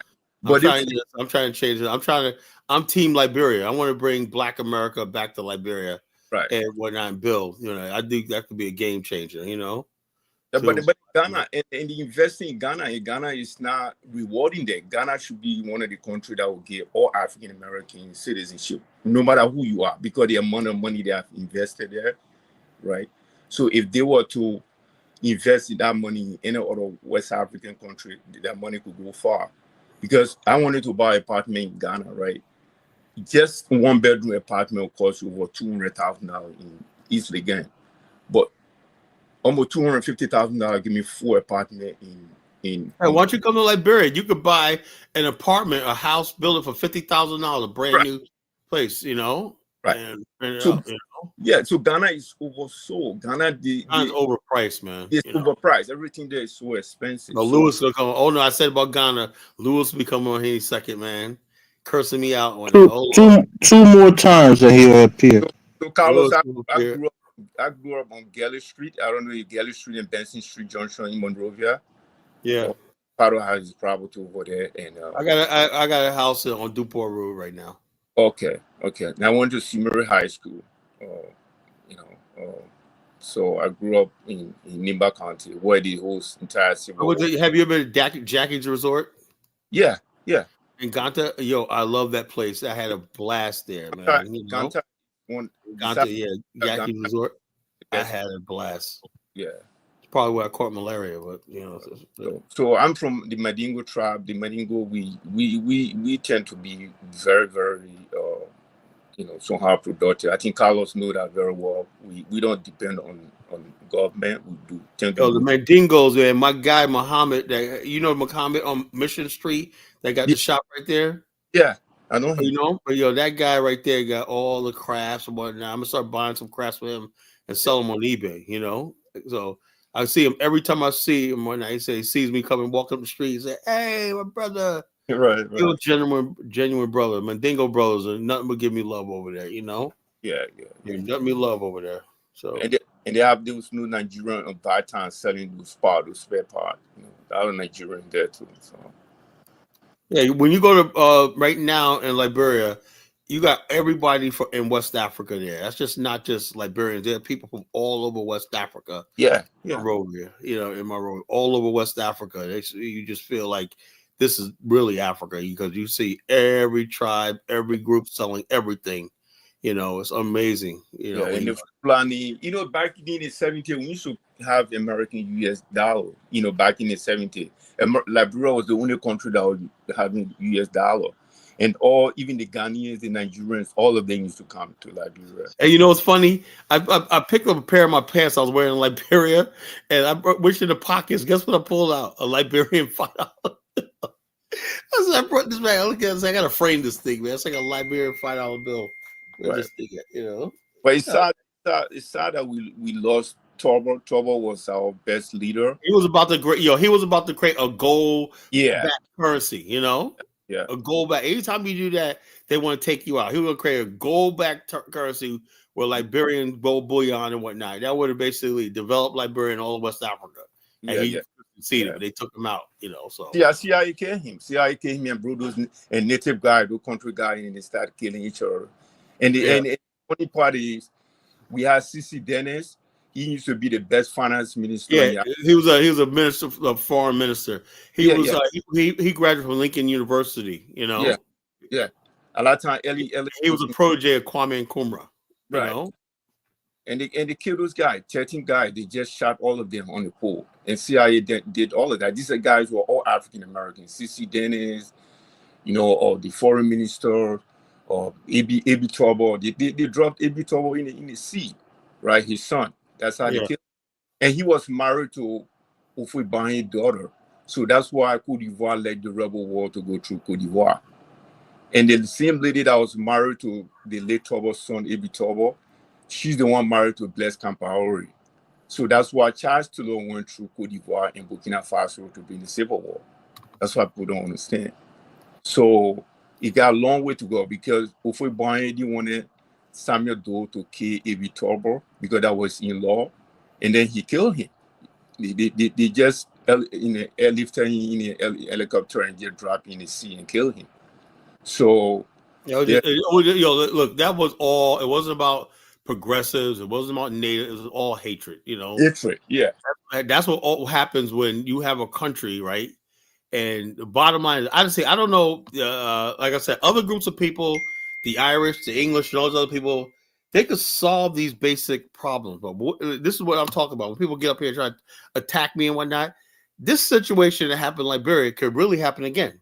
As long as hatred and that black people have in their heart, not just Africans, Black America. I see it here in America too. We have this thing in our hearts and whatnot where we really are capable of really evil things towards each other, not towards white people, not towards Puerto Ricans, Asian, whatnot. We have this thing where our lives did not fucking matter to each other. You know, before Black lives could matter to anybody else, it needs to matter towards ourselves.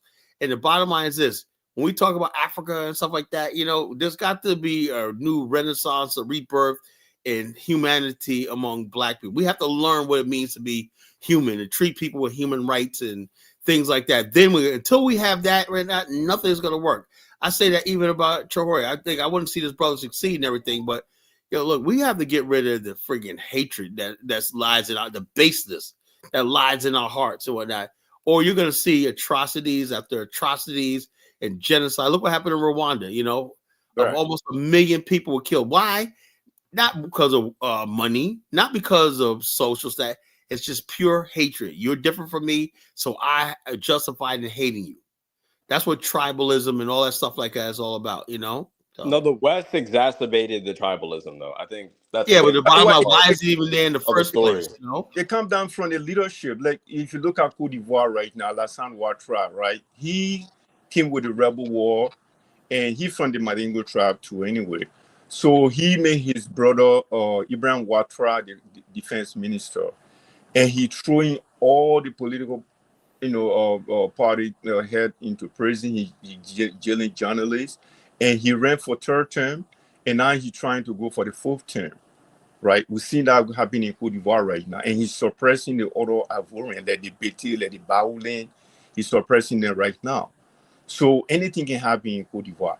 Don't get me, I have 50% of my investment in Abidjan, right? It's a very developed country, but there's a lot of tension. They have the election in October, right? So now, this is why people are so mad with US, right? Leslie is there with this FBA lady who is the ambassador of US in Abidjan. They see Ouattara, he's trying to run for fourth term, and they're not even talking about that. And even this guy from Guinea also, Mamadi Doumbouya, he was through Alassane Conte, who was democratically elected. He killed almost 200 military guys and came into power.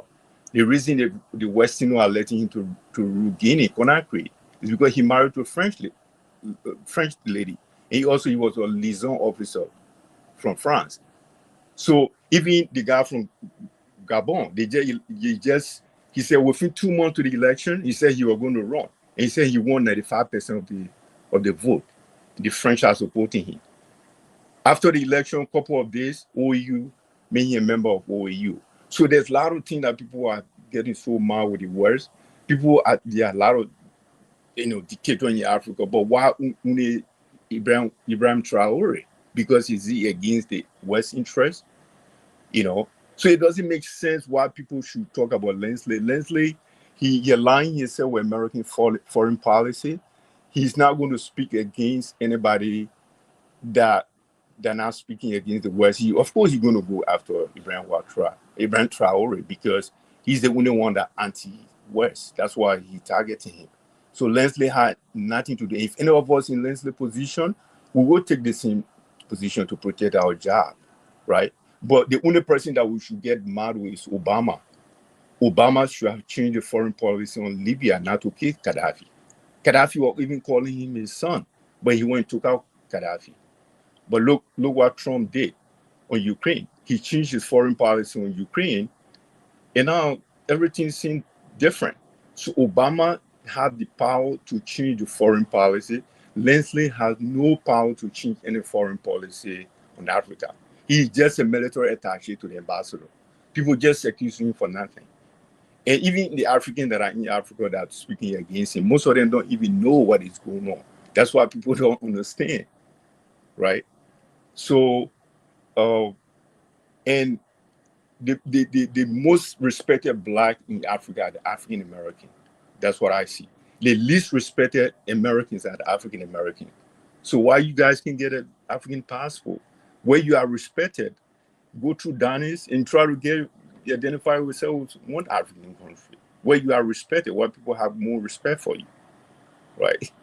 So I think that's what I have to say. But thank you guys.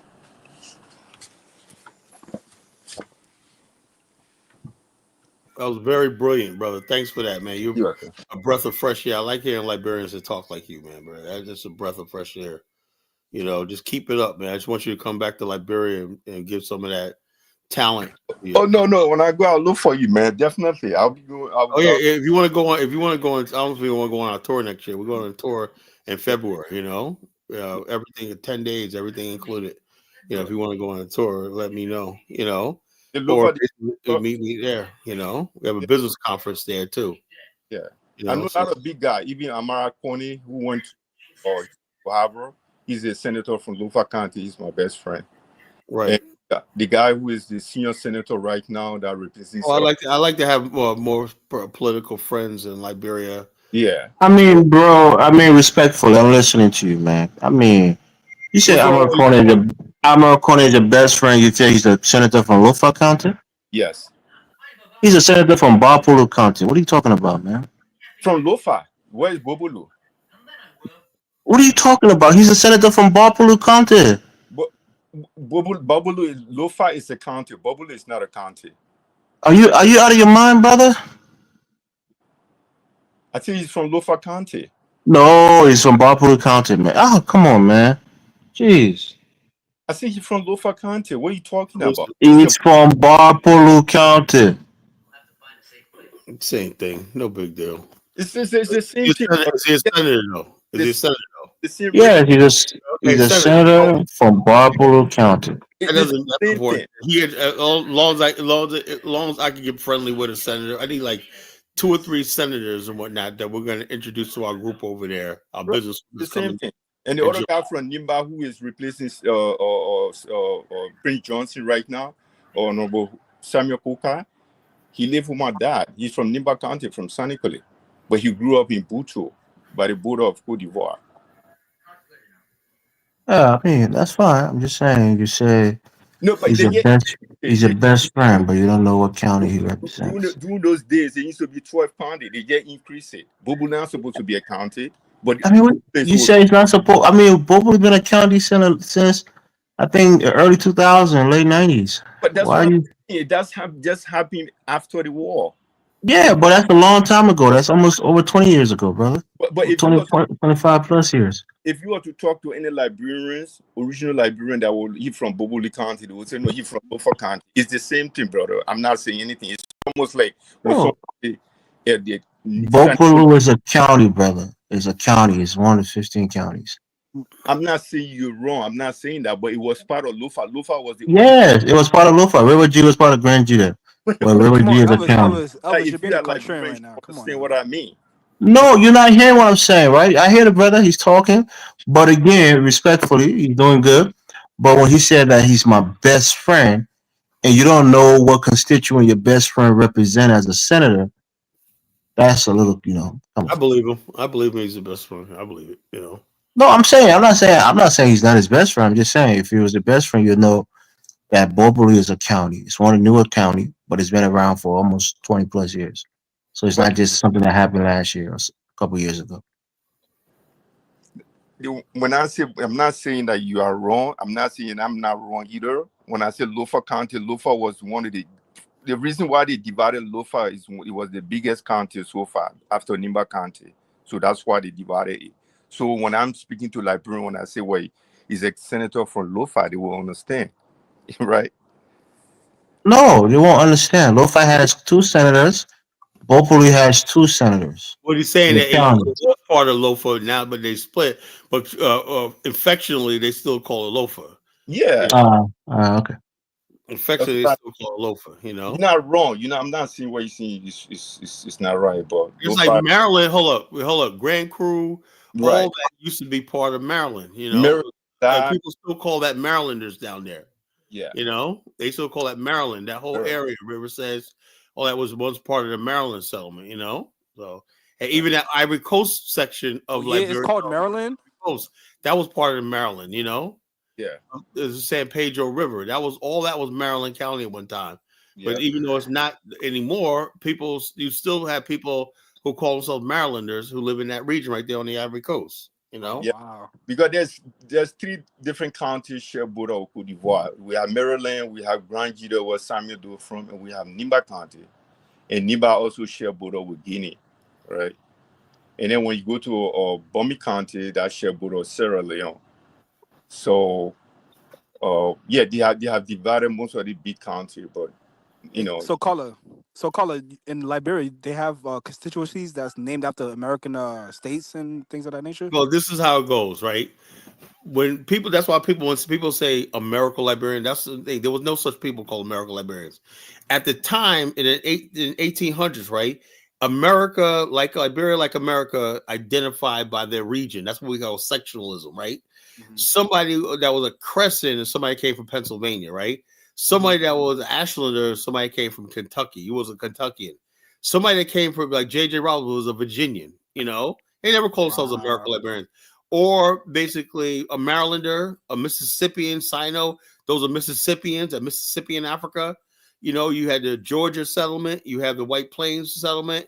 Yeah, all these settlements, Arlington right here, the Hogarth family right here in Virginia Beach, they've settled the Arlington settlement in Liberia on all the St. Paul River.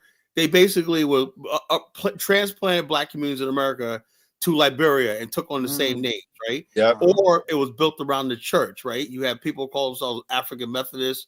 You have Episcopalians. You had Presbyterians. You have Baptists. So either people identify with their church denomination or the city or town or part of America they came from. There was nobody, or the Caribbean. You have Caribbean people like forgot the name of Crooksville.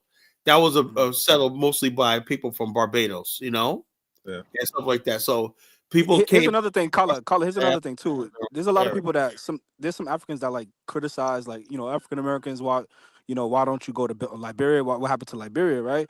But I think people don't even know that the Liberians consisted of Caribbeans as well. So you can't cast the blame on African Americans This for is what the I'm saying. downfall of When the brother did a little while ago said something like, we got to take all this idea of the whole Black world wants Black men in America and Black women on their knees, right? Liberia was not just African American. It's also Liberians were also made up of Native people who came from the interior, who want to speak English and get educated and become citizens. People from other parts of Africa, people from the Europe, South America, and stuff like that. Yeah. So when they basically lump all these people, also there were people who were recaptured Africans who were settled in Liberia, you know, recaptured that were called Congo. And that's why they called America. Yeah, exactly. They called it America. So all these people were called Congos, you know, Yeah. because they could make a distinction between them and the African Americans in the Caribbean. They call them all Congos because they look like people from the Congo, you know, those distinctions. So when people say America, Liberia, like we were just these stuffy, bushy, They try to make it seem like they try to make it seem like that we went there. Hold on, Color. They try to make it seem like that American Liberians, Black Americans went there and started enslaving the natives. Like, I don't. No, that's a lie. You know, that lie is kept up by people who like, and that's the main reason why Liberia is suffering right now. Because one group of people, like we're changing the narrative right now. We have people in Liberia, Black American from Georgia. So it was more so like a class distinction. It wasn't like Americans. Exactly, it was a class distinction because let me tell you something. The most powerful people in Liberia at this time were native elites, right? Who had a lot of land and they turned their land into property. The Golas had elites, the Rebels had elites, the Vi people had elites. All these people sent their kids to the top schools in Monrovia, like the CWA, College of West Africa, and all this stuff like this. So this idea, so what people automatically assume foreigners, if you saw a kid with a school uniform on going to school, you automatically deem to be American Liberian, you know? Yeah, but Carlos, one of the things that happened too is, you know, everybody wanted to be Congo African American, except the Madingo tribe because of our background. But there's someone like Bako Matthew, Dr. Tupa Nanti Pote, they were all native people. But when you listen to Bako Matthew, you would think that he was African American, but he was not. But because people, when they become civilized, they all seem to be Congo. That's the sad part about it. That's the sad part about it. That's the only thing in Liberia. Except he was half American Liberia and half Bassa.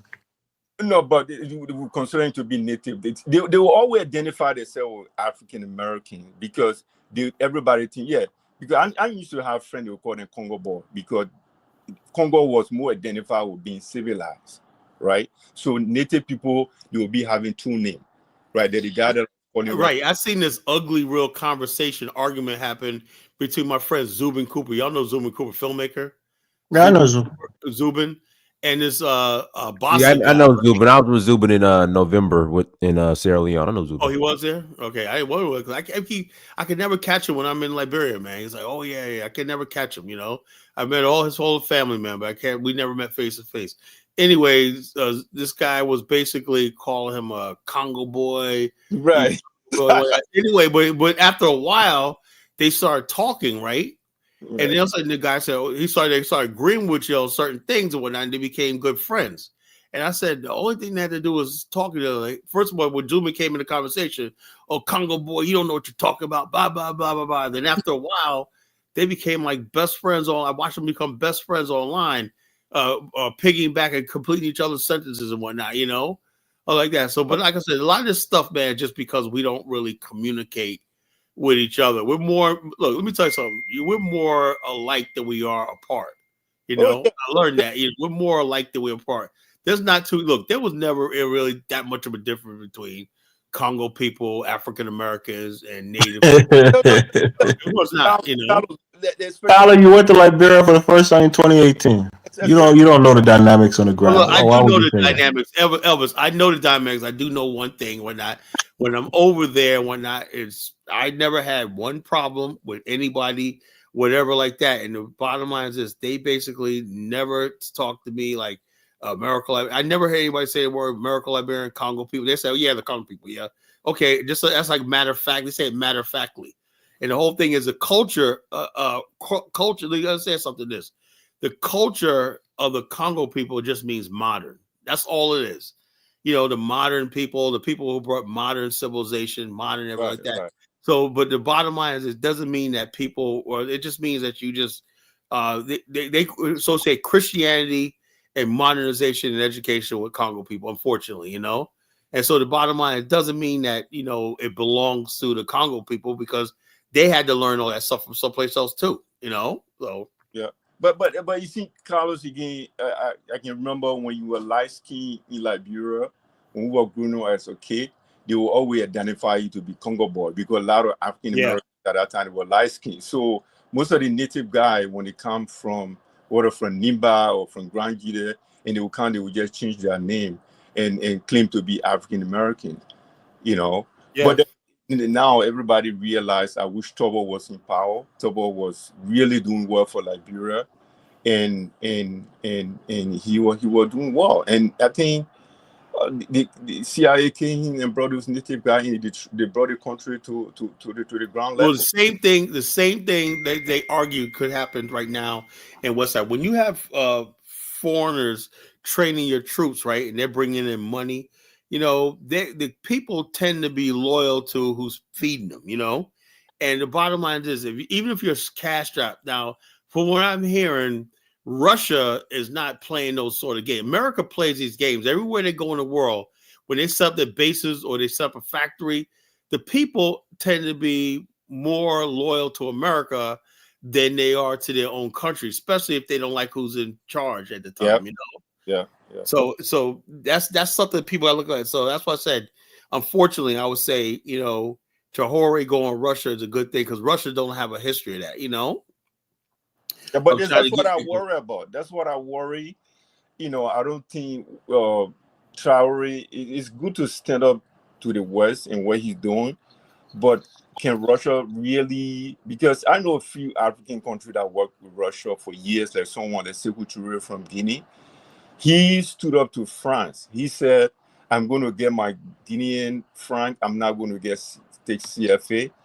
And it brought the country backward, right? Guinea was really backward. And then they were taking care of this guy they call Alpha Conde in France for years. They trained him. And when he came to power, he realized France was exploiting Guinea. And then he went against France. What they did to him, they make a liaison officer, Madi Doumbouya, to overthrow him. So America always have that dirty politics to play. As long as once you turn against them, they will always come after you. I don't I know. mean, brother, you say things without context. Alpha Conde also did what Alassane Ouattara did in Ivory Coast and changed the constitution and ran for a third term. Yeah, but that's not. But why they supporting Ouattara right now? He's going for the 4th term. No, I'm telling you, when you say that, you say as if there was nothing going on. There was the tension, there was the contention that he ran for a third term. The reason why they got rid on him is because he went against France interest. He was bringing the Did he run for a third term? No, he did. But listen, Okay. that's what I'm telling you. I'm telling you the main reason why they got rid of him.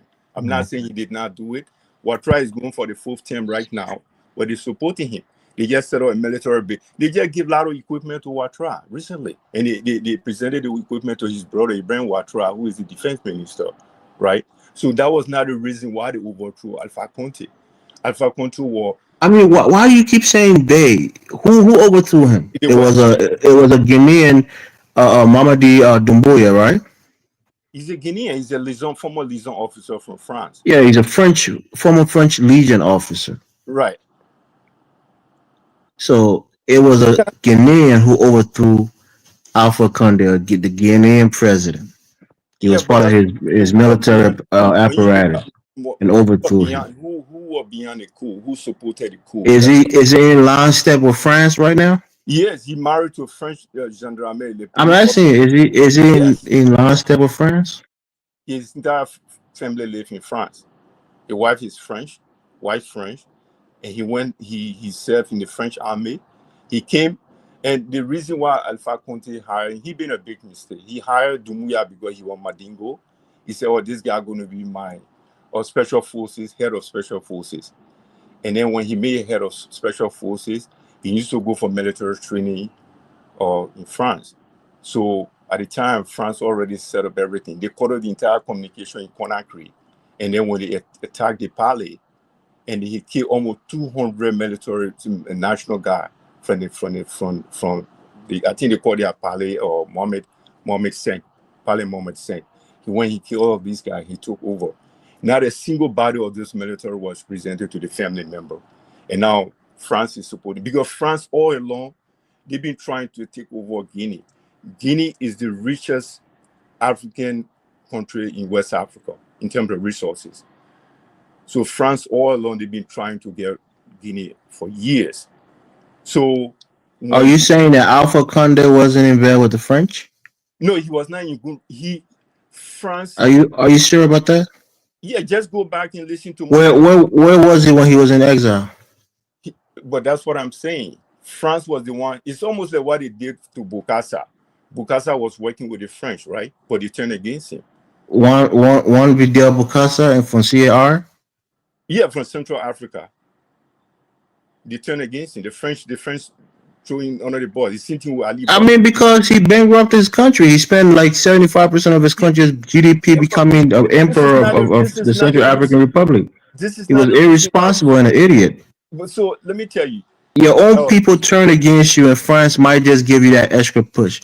He bankrupted his country, trying to do a Napoleon style, coronation, crowning himself king of the Central African Republic. I mean, come on, the dude was an idiot. But let me tell you, when Mamadi Doumbouya came into power, he was working with Hassan Kouta from Mali. He was working with Hassan Kouta. He was working with Ibrahim Traore because they had the landlocked country, so they were getting most of their stuff to Guinea because Guinea had a sea, and Ivory Coast stopped them from getting all this stuff from Abidjan.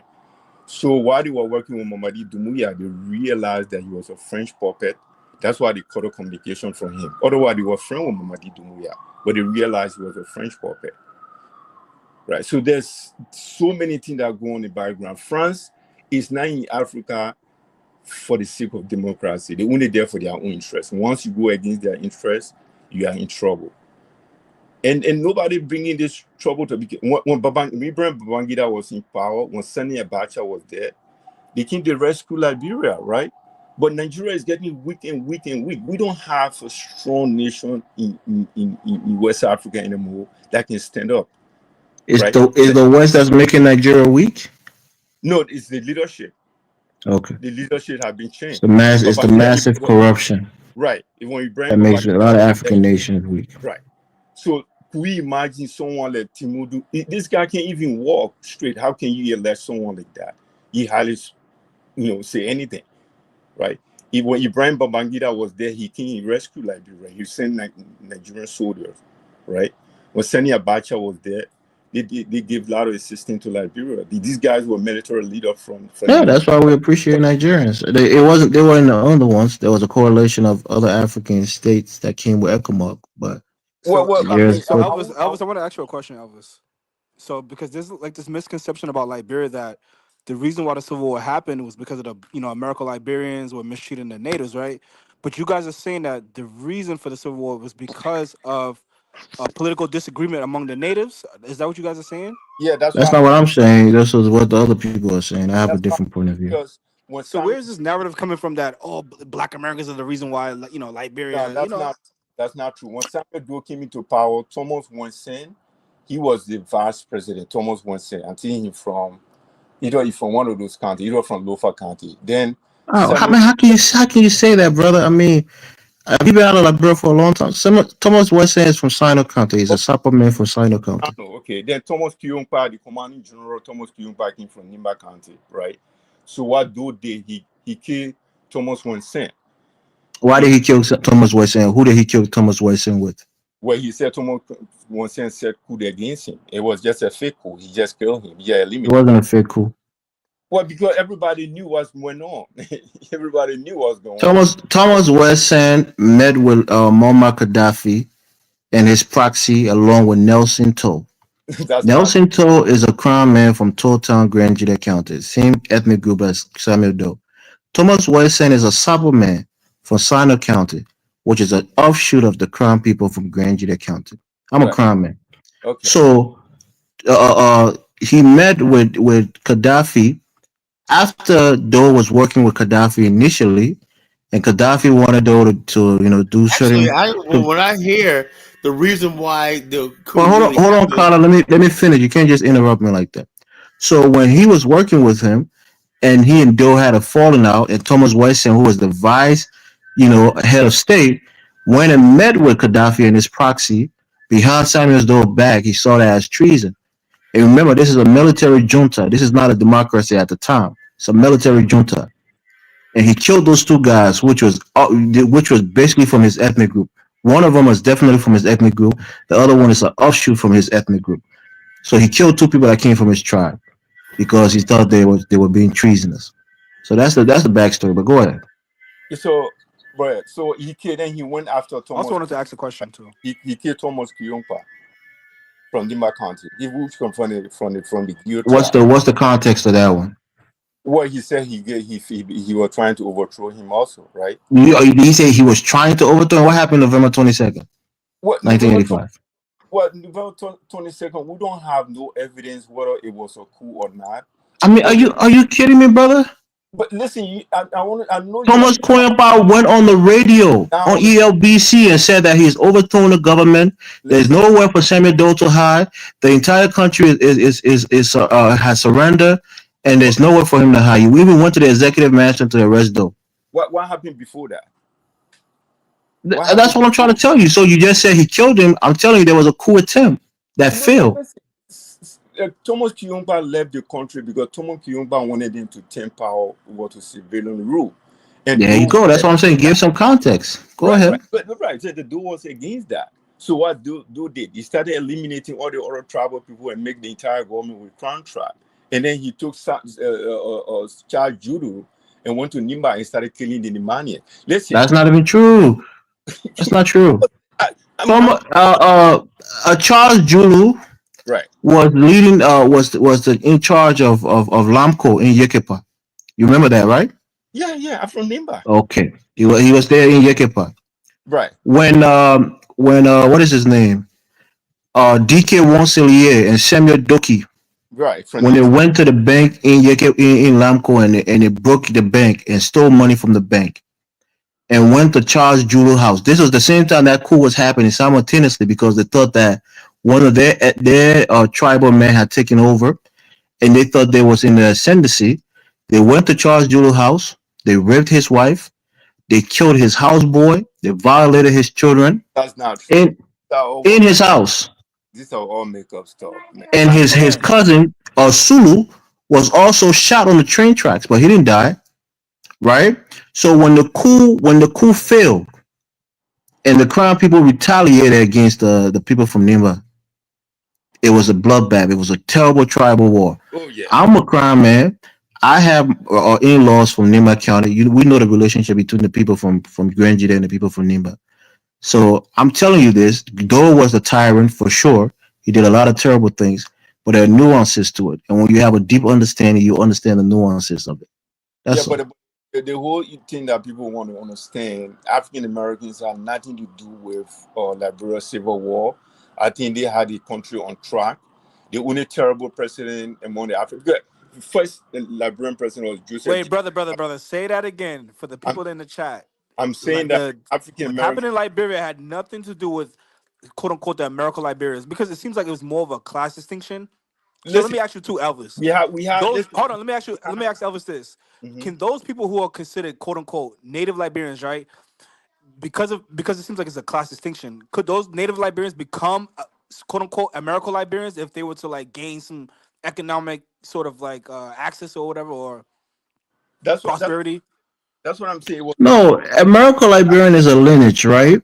It just really is a denotion of those people who are descendants of the original folks who repatriated from the United States to Liberia. And then in their mix or adjacent to them were people who were recaptured on slave ships, usually from the Congo Basin, from the Biafra, the Bride of Biafra, people who were recaptured and free and settled in Liberia, who were called the Congo people, usually because they came from that Congo Basin. But my question is, is that can those people who are native quote unquote native Liberians, right? If they was to gain some sort of, if they was to become rich or gain some economic prosperity, right? Could they be considered also American Liberian in that sense? Yes. And that's what I'm trying to tell you, right? It's a lineage. Now you can say, can it be within that same? No, listen, John. All American Liberians, quote unquote, were not wealthy. Some of them were poor. They were living what they call upriver, and they were struggling, right?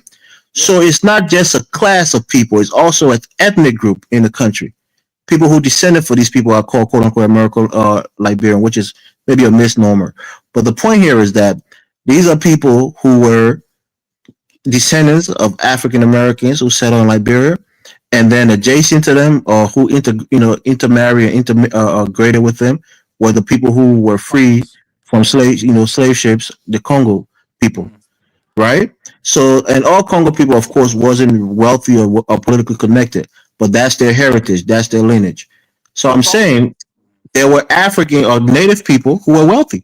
Some of them were traditional people who had land in Nimba and other places and was well off. And so it's not, you can't transcend your ethnicity, right? Because you become wealthy. That's the point I'm trying to make. So they Okay, can get that into makes a a lot of higher sense. class, which was dominated by the American Liberians. They can get into that class with wealth, but they can't become American Liberians because that's Okay, not their okay, lineage. okay. All right. Yeah, So, but but but them, even those terms, American Liberians, Native like that didn't exist at the time there, right? I mean, people refer to them as such, and it's mostly like a description, right? That these people came from America and they're Liberians, obviously, right? But then that's a way to quote unquote like to use the FBA term to delineate them from the Congo because they're not the same people. The Congo people never came to the United States. They were captured in Africa and released in Liberia. The American Liberians came from the United States and settled in Liberia. So there's a distinction, there's a delineation between the two groups, so so to So speak. let me ask you a the, question: Is the it reason, like a sort of, because listening to this, right? It almost seems like there's some sort of parallel between the whole situation in Rwanda with the Tutsis and the Hutus. Is that similar in some way? Can you find Exactly. some It's the parallels between same it? thing. yeah, so it's Same Say almost that thing. again. The Tutsi and the Hutu would be parallel to which two tribes in Liberia? No, no, no. Check I'm this out. saying, Let me tell you something. can you What parallelize happened the in Liberia? dynamic Do between you the know Tutsis and there the was Hutus plans? There was with the actually situation in plans to Liberia? literally massacre like thousands, tens of thousands of so-called American Liberians. But the CIA did say no, that's not a good look, and told Samuel, "Oh, no, do it." It was really hatred. It was ethnic no. hatred. I Same mean, thing. CIA Wait, could we? CIA created all of these that happened. But Apart, they didn't want the that to past, happen. They said, right? "No, don't do that So because the that one, will look not." Because if they did, then the outcry will be, "Well, how did this happen in the first place?" Everybody knew the CIA was behind that coup. But, right? You but did know, the it's like, CIA put the Black Americans in power in the first place, no, like they the didn't put the American Black Liberians? Americans in power. No, they didn't. You know, No, No, that's just a Yeah, I question. wouldn't say no, I they wouldn't did. say it No, was they the did not put the CIA, Black but it was Americans in power. the You know, AS. What is it? The ASC, the the American American colonization site. ACS. Well, okay, let me clear this up about the American Yeah, That's can colonization you not, site. but clarify that's that? not Thank saying you. that the First CIA of did all, the it. American I don't even colonization know if the CIA society was even was existing at the was time. CIA didn't wasn't created until 1947. You know. Exactly. And so the CIA had nothing to do with this. The whole thing is this: It was the although the ACS that CIA put him had in nothing to do power. with it, right? The CIA is part of what they call the Bretton Woods institutions of enforcement and intelligence. Bretton Woods was an institution that happened, a conference that happened in New Hampshire, Bretton Woods, New Hampshire, right? This is where post World War II people got together, the Trilateral Commission got together and said, "How are we going to keep what we have?" The world, they said, understood that outright colonizing people was not going to work in the world, right? So they got together and said, "So how do we go hold on to what we have for at least 100 years and benefit when because Europe cannot survive another war? We have to get rid of the idea that we ever go to war with each other." And we have to look at the threats. One was communism, and the second was the growth of Asian countries like Asian labor, they call yellow labor, and also the rise of independent African countries. Right? It said these two things, Central and South America, these regions right here will have to be controlled. Right? And how do you get control of these countries? Right? You have this thing called the CIA, Central Intelligence. That what they do is they fix countries. They prop up leaders. They use propaganda.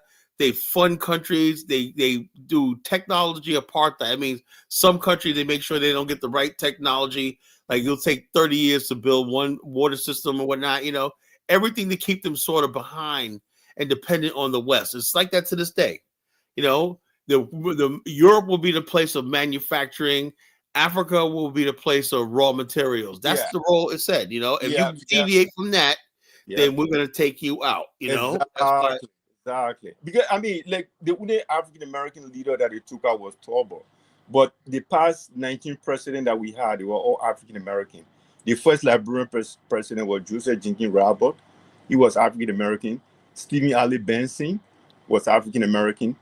The previous, even Totman was African American, even though he didn't bring a lot of development.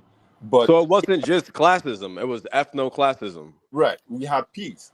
But when they saw Turbo was There you developing, go. Somebody said something very smart. Say that again, brother. what? He said it was ethnoclassism. Well, yeah. And again, and that's a natural thing, right? Because the American Liberians, as they were called, about 5% of them was the elite. The other 95% of the American Liberians were regular people. Some of them were living in poverty. And then the natives, you had some natives who were wealthy, but the 95 or 97% of them was living in poverty also. So you had a class, that was the political system was dominated by a particular class of people, So and yeah, they Elvis, had Yeah, yeah. Go ahead. even with Elvis, Chad can you still see why I made that Chad parallel still between with Liberia and Rwanda with the Tutsis and Hutus? Because it's sort of the So same. I'm saying, what's the parallel? Who's the two? Who's the two C in Liberia? Who's the two in the Hutu in Liberia? What do you? So What do you? the How do you Hutus will be symbolic to the native Liberians, and then the Tutsis will be symbolic to the American Liberians or the Congos, whatever you we want to have call them. 16 tribes in Liberia. It's different. You Does talk that make about sense to you, Elvis? 16. I mean, that's what I'm saying. It's not a direct parallel, right? Because the thing is, if you look at what really happened, people will have different, explanation. But you had a group of people called the progressive. These are young, mostly native guys who had started to get education, The college thing is, education. and I know Elvis. College, Carla, They were don't not cut me getting off, paid Carla. to run the. Hold on, Don't they were cut not me getting. off. Let They me were not ready finish. to run a Let country. They him were not speak, Carla, ready. man. I hear you. Let me finish. So you had a lot of these guys who were quote unquote conscientizing their people, trying to tell them what government is, how government should work, and that government isn't working for them. And they were agitating for more political inclusion. So there was a thing that happened called the rice protest that turned into a riot, and some people got killed. There was looting. It became a mayhem. And these guys who organized this protest, a lot of them got arrested. They were put in jail, and most likely the coup had been, in progress while all of this was going on. But then there was rumors in the country that the president at the time, who was Tolbert, Right. was about to leave the country, and when he leave the country, these guys would be killed. That was the sentiment at the time. Yep. So some people think that exacerbated the coup, and they celebrated the coup for it to Here's happen the before thing. he left the Here's the thing. country, This is what I would say. My personal. and he got killed. On This is a tragedy of Liberia, and this goes to everything we're going to talk about tonight about Africa and whatnot. The simple fact of the matter is, the True Whig Party was the main powerful party on the African continent. Yeah. They basically helped the ANC. They helped broker the peace in Namibia, Zambia, Zimbabwe, and everything like that. They were tied to the diplomatic channels across the globe. Yeah. If they lose power, Liberia and the whole Pan-African infrastructure that connected the diaspora was going to collapse, and exactly what happened, So what I'm saying like this. Now, given that, right? Mm-hmm. Now, if you believe in democracy, right, as many of you do, you believe in this idea of majority rule, right? What is majority? People have the same ideology, background, everything like that. And Native people, unfortunately, saw themselves as indigenous people, right? And so they built that identity not based on ideology, but based on background, right? So therefore, the so-called Congo people who made, instead of people getting together based on similar ideologies and stuff like that, they simply divided on who came from America and who came from the West and who was indigenous to the continent. So if 90% of the people were indigenous to the continent and 5% were basically 10% were American Liberians, the power dynamic, if you have a democracy, means the people who run the country, who built the country, are going to be out of power, right? That's all sounds fair, right? It's fair, majority rule. But here's the thing, though. When you talk about building, doing that, right? People understand something. You know, America, 5% of the population really run this country. The democracy is a farce because things are already decided before you even go to the polls. And you're only voting on what they already decide what the issues are. Yeah, but they also make up like 60 or 75% of the populace of the country. No, They're not they're not 5% of the entire country's population. Hold on, yeah, that's true. The 5% thing backed up by 70% of the population white. But the thing is, what I'm trying to say is, in Liberia, was a tragedy was the fact that I just think that me personally, this is what I would think, right? Looking at history, right? I would think that right after World War II, the American Liberians, right, should have been allowed to come back to the United States and assimilate into Black society in America. You know, they go through what they went through. My family's But they didn't want that, Colin. You said it should have been allowed, as if they asked for it and it was denied. They never wanted that. They had their own country and were running I their said they country. should have. Like they look, a lot of American Liberians are in America right now, and they're sad, they live in Australia. They're all over the world, right? And they're like a lot of them are terrified to even come back to Liberia. They're Really? so traumatized, Australia? Yeah.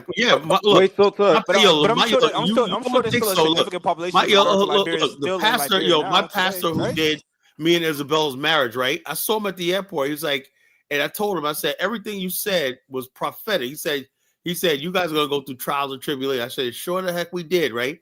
And say he goes, oh, I'm here because Colin, really? Somebody got to tell you that for marriage? Everybody knows that. Everybody goes I through don't know trial and what tribulation in marriage. he said, you guys are gonna be tested. You're gonna go to trial and tribulation. I said, what is this guy talking about? Right, anyway, the bottom line is this. He said, I'll put my mother, she was on my flight, right? I go, where she was on? She go, oh, she going to Australia.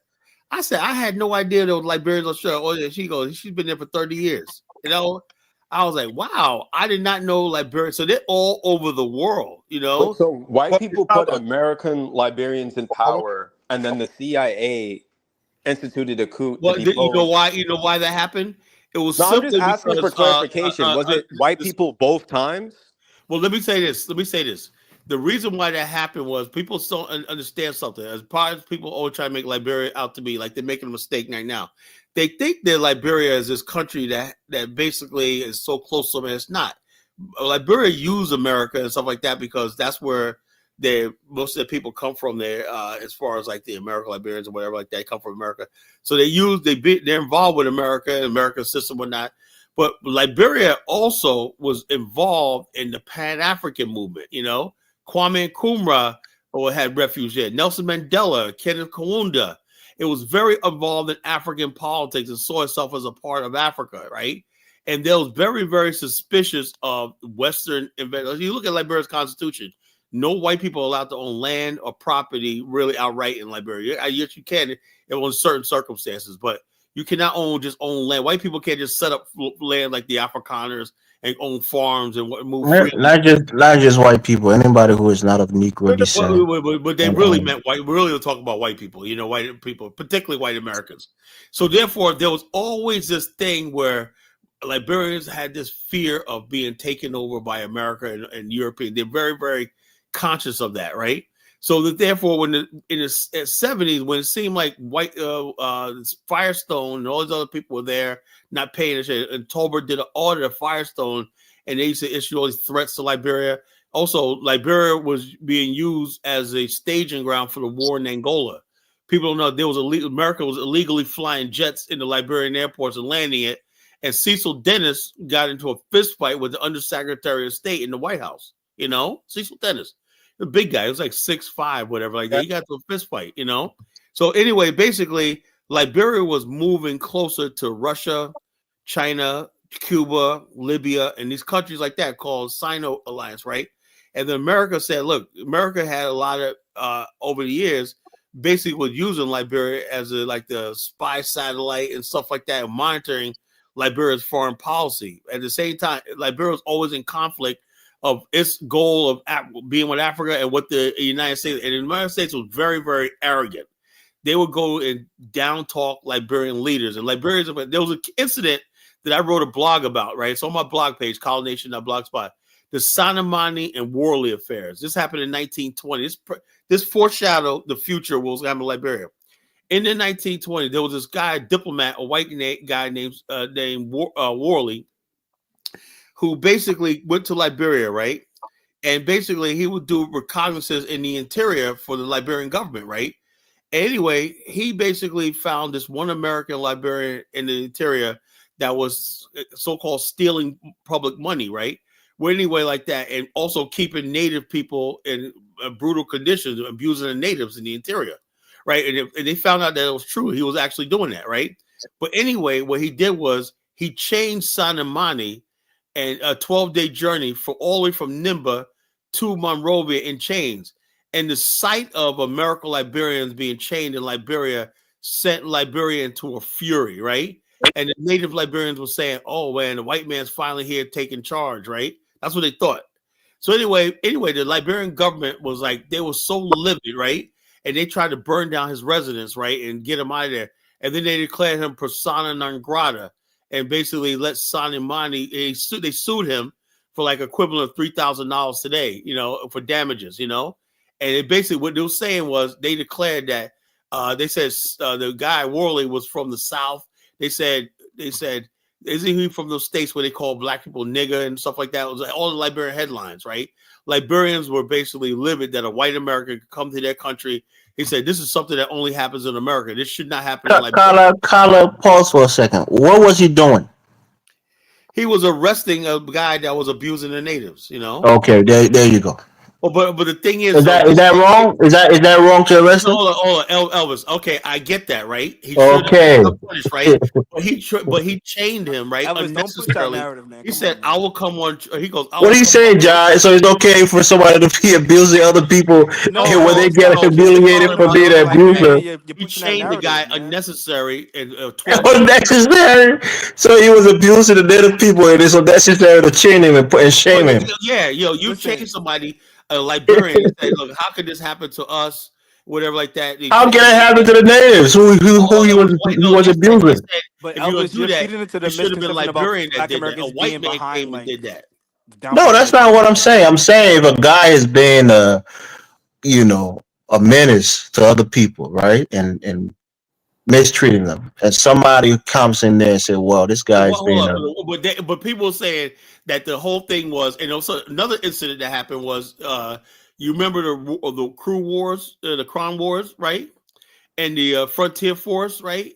They said the American attaché was actually destabilizing the area instead of helping, right? They said they appreciated the African Americans that were there, but they said American was trying to basically line their own pockets and set up themselves as brokers and take over the region. So they end up kicking him and all these other people out there.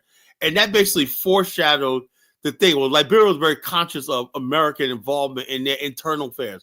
And they were very conscious of Americans having contact with native Liberians. But Carlo, who brought the United States into Liberia more so after World War II? The Liberian government. Who was it led by? Liberians. What? Right. Yeah, like say the ethnic group, the American Liberians. So eventually they relented and they brought the United States in exchange for development, right? On the Tubman, we had a lot of development, partially done because a lot of people that did not want that development. They didn't want that development because it put. Colin, do you agree with Seti? He said there wasn't a lot of development on the Tubman. Liberia saw its most developmental time on the Tubman. What you see in Liberia, modern Africa was built by the executive mansion, Capitol Hill. It was on the Tubman. I don't know why he said it wasn't on the Tubman. It was on the Tubman. I mean, Tubman did a lot for economic policies and things like that, but Tubman did most of the infrastructure. RAI airport, all that was Tubman. Everything. Yeah, Tubman did a lot. Freeport of Monrovia, all that was. He was a quote unquote benevolent dictator who was in power for 27 years and died in the UK. And also, he might be which was called Ibn Traore. He might be a Tubman, type. Just basically 25 years. Wait. So this guy was like American Liberian? Yeah, and he was Liberian dictator of Liberia. Yeah. He was basically manipulating. He was our first. Carla, don't sugarcoat it. He was our first dictator. He did a lot of good in terms of development, but he's an outright dictator. I would say a strong.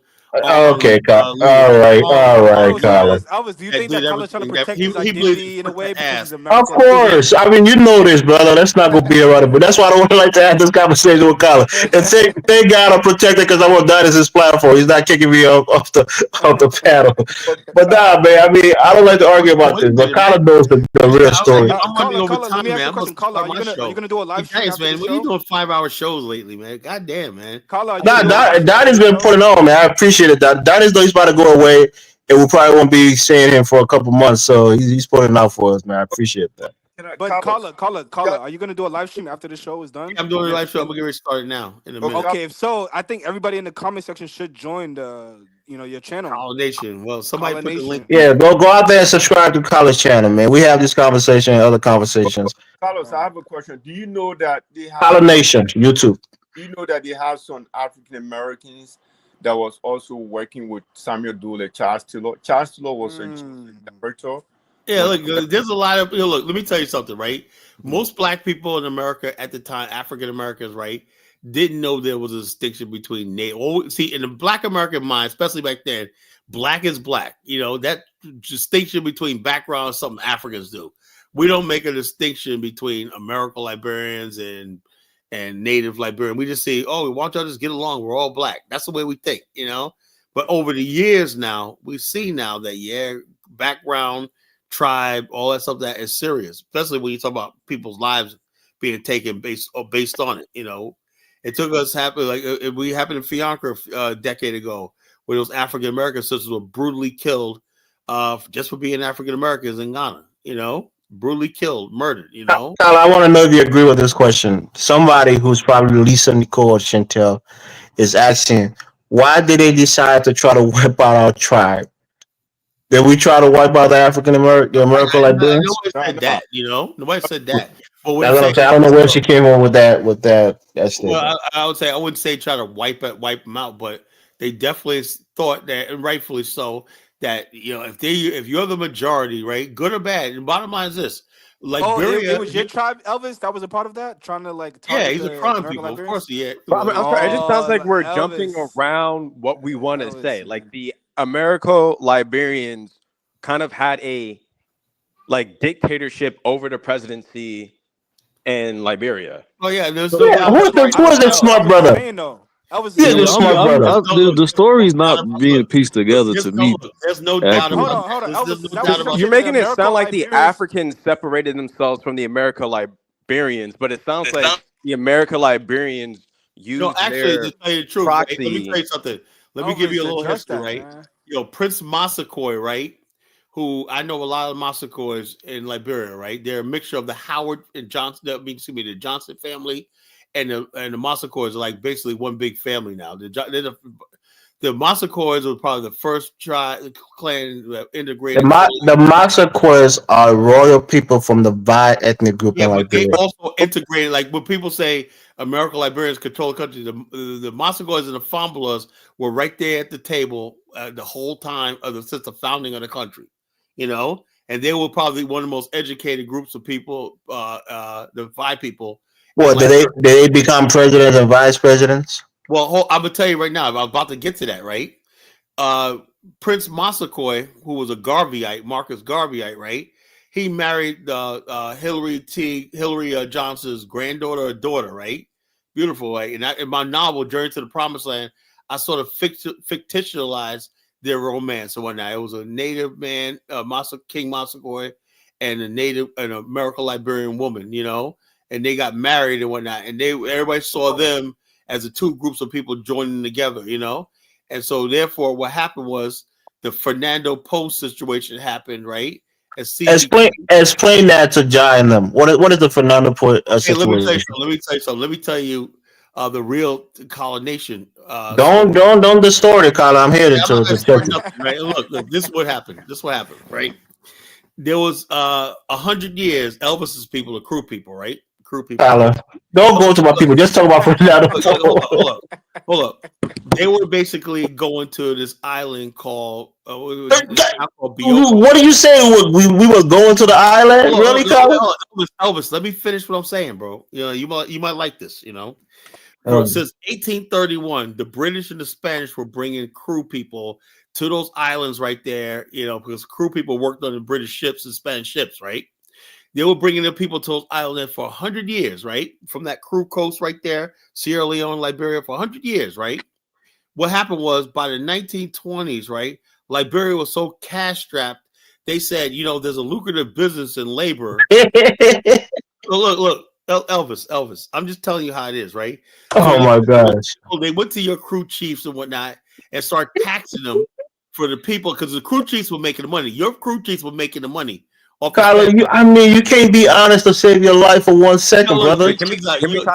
What are some books that objectively tell the history? in essence, the American Liberians was capturing crews No, and they were not. shipping them to No, they Fernando weren't. Po The for crews were forced already labor look. The and crews were getting already paid going. for Hold it. on. Yo, the Our crews were president was already going. impeached because of that whole scandal.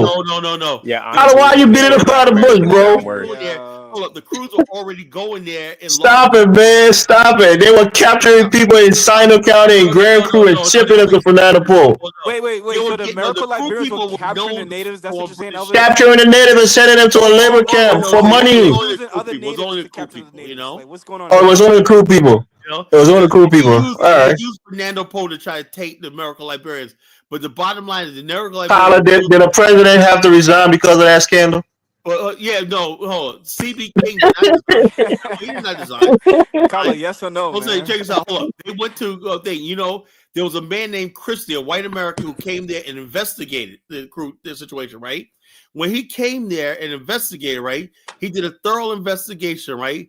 And the native people thought that when they saw Christie, a white man, they said, "Oh man, thank God the white man's coming here to take the American Liberians back to Oh, America." so the crew people used the white man to Yeah, counter the yeah. black. So Ah, they began I mean, are you telling kidding me, stories. Carla? Look, they Elvis, started the telling You people these collaborated with outlandish the white man. stories Come about on being now. captured by American Liberians and stuff like that. Then when he did job his people who look, when he pride themselves on stopping the check this out. slave trade in Hold Africa on, don't listen are to Elvis. selling labor to the Spaniard Elvis is the Fernando most Po. lying. Elvis is the most lying motherfucker you ever meet in your life. Wait, But check Kala, this out. Check this out. Everybody knows our people ain't like that. Anyway, check this out. Carla, why you laughing, Carla? Be honest. They were selling I am being labor. honest. I am They being were honest. selling people to go on labor camps for money in No. Fernando Check this Po. out. Is that a lie? Carla, And check this address out. what he's saying Here's right what it there. is. Elvis, The address. I mean, Spanish had Carla, hold address up. what The Elvis is saying Spanish right had there. listen to this. The Spanish had a monopoly on labor in the area. British were trying to break into the cocoa and chocolate producing things right there. Fernando Po was taken over by the British from the Spanish. So it was a great island for growing cocoa, right? So they said, look, they want that labor, right? The French had dibs on crew labor and African labor. It's a contract labor system, right? So anyway, basically, the crew tribe and all that were migrating to that area on British slaves. Sign the name on the X, get on the ship or not. Your crew chief got friggin' Fernando Po. And what they did was say, the American Liberian government wrongly did this. They said, well, we're going to get Carla, man. hold on, we're going to get a cut. Why did the president have to resign if you guys were going there willingly? Nobody resigned. Nobody, don't listen to Elvis. Nobody resigned. CB King did not resign. Now you he did not resign over Fernando Po because he was wait, clear. they were contract workers on slave Why did he ships. resign, Carla? Contract workers, bro. What does that sentence mean? What does contract worker on slave ship mean? Check this out. This is what it means. I've never heard that before. This is what it means. Let me explain to you, right? All over the world, right? The British were taking people from Pakistan, India, bringing them to the coast of West Africa, bringing them to South Africa and whatnot. All over the world, they were bringing people. You know how group people, Elvis people, they were in Panama. The British and Americans brought them to Panama. What were the American Liberians They doing? brought them all over the world. What they used, Carla just he's been around the bush. You don't want to get to the real truth of it. What I'm saying is, I know You're not even everybody addressing is in the a fact rush that to your people, the hate the crew, were American calling for the Liberians white as man a to thing come like save this. them. But what I'm saying is this: I will concede that the American Liberians should have stopped it altogether. But instead they thought they make money off of it. There you go. Say it again, Carla. Say it They were again. selling people. Say it again, Carla. Selling people. Look, they were not selling people. They were They were making money off these people's labor, Carla, and these guys wasn't getting paid. Okay. If Man, you that shit sound like sharecropping to if me, you have a man. staffing service, It's one step away from slavery, brother, let me man. ask you a question. If you have a labor staffing service, are they selling people? Carla, are you kidding me? You think that was a labor staffing It's a slave service? staffing It was company. labor. Yes. It was forced. People were being taken. Voluntarily. Okay, let's be honest now. Let's stop the Kala, if bullshit, I Carla. Stop kidnapped the you and bullshit. brought you to No one kidnapped. Madagascar They were and not forced you to kidnapped. work, What you but got I to had do a is, staffing company, if you don't would you say you believe were me, recruited? just Google it, look it up yourself, do your own research. Don't listen to Elvis; he's a fucking liar. Carla, But Kala, what are if the I put best? you on a ship, shipped you to Madagascar, No, you don't. and forced you to Hold work, on. would you say you were Hold on. If you recruited? go, look, have you ever heard of being Shanghai? You know what that term means?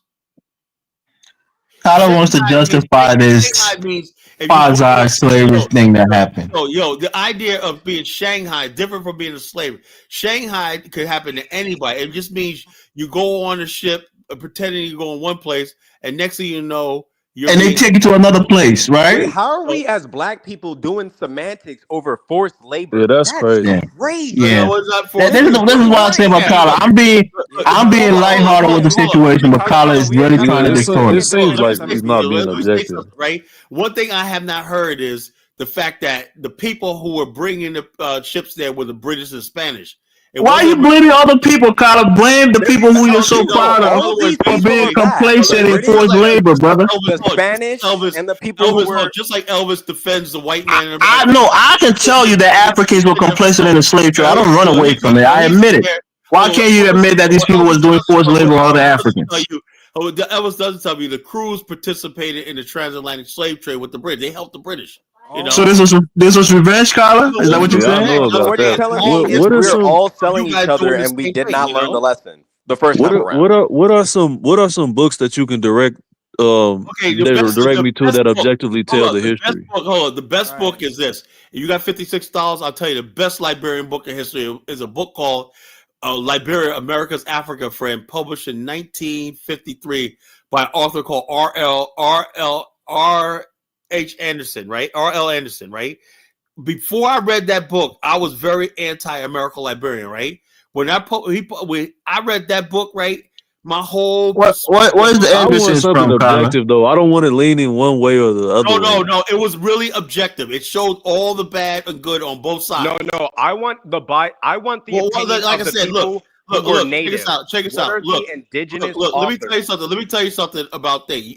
One thing you have to learn when you talk about Liberians, particularly Africans and Liberians, whatnot, you can never get the fucking truth. They lie so much. They store. Kala, you just don't want to admit it. I can admit what my people do wrong. You just gotta admit it. Native Americans are lying about colonization. If you listen to anything Elvis says, he's gonna paint himself as a victim. I'm not saying that, Kala. You yourself brought up this story, and now you're running away from the facts, brother. His crew chief. He doesn't talk about his crew chief. He don't talk about his crew chiefs and their historic relationship with British slave traders and everybody on the coast. Kala, I spoke about that before. The crews. No, listen. The crew. Listen, I spoke about it. The crews, like many other West African on the coastal area. Kala, let me speak, brother. You say I don't speak about it. Let me speak about it. You wanna Gish Gallop, right? You wanna Gish Gallop the argument. That's fine. My point here is you're talking about people who somebody. Hold on, Kala. Hold on. I mean, give me a second to speak. People always brag about we were never slaves. Kala, hold on. How the hell that happened? You're getting all worked up. Don't forget you got a show coming up. You can elaborate on this. We were never slaves. You guys said you were never slaves. Remember that? Kala, relax. The thing here is, during the slave trade, you can go on Wikipedia right now and read about it. The crew people are famous because, like some of the Igbos, when they got captured for slavery, they threw themselves overboard. They killed themselves. You heard about this, right? Well, I know about the Igbos. I don't know exactly about the crew, but the Igbos. Yes. A similar situation. They threw themselves overboard and they refused to go into captivity. I'll see y'all later. Yeah, okay, now he's running away. But go get prepared for your show. We'll probably join. I can't be here all night. I get up in the morning, so I gotta do a Kala, start your stream. Are you doing the stream or no? I'm doing a stream right now. Kala, can you be honest on your stream? Okay, so Kala's gone. I mean, I won't just talk about it, but because there's nobody to push back, it'll just be my narrative. He was clearly not objective. Talk about it because it's crazy to have the main opinion be the person who's not from there. Like if I want to hear about and no, Kala knows some things about Liberia. I give him that, but he doesn't understand the nuances of it, and sometimes he gets angry, he gets emotional. But the thing is, the people, the crews were complacent in the slave trade. Why? Because they were expert navigators of the ocean. Even to this day, that's what they're known for. They're expert fishermen and ocean dwellers, people who navigate the ocean. And instead of being taken into captivity, they killed themselves. And as such, the British decided, well, we're not going to enslave them. We're going to use them as, navigators for the slave trade, so to speak. So in that case, they were complacent, but they weren't out there catching slaves and selling them to the British. Other tribal groups was doing that, but they were navigating. So yeah, in that regard, they were complacent. and again, not to remove myself from these people, but my people are the Kron ethnic people, right? Which is a subgroup of the larger Kru group.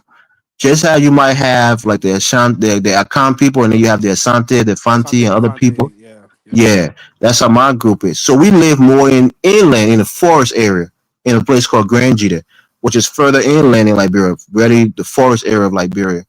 So we are related, but we're separate. So I call myself a crew, but really I'm a crown, which is a subgroup of the entire crew group. So the crew, or the cloud, as we call them in crew, the cloud people, are sea dwellers. They live on the coast. My people are more inland, forest dweller, and live deeper inland.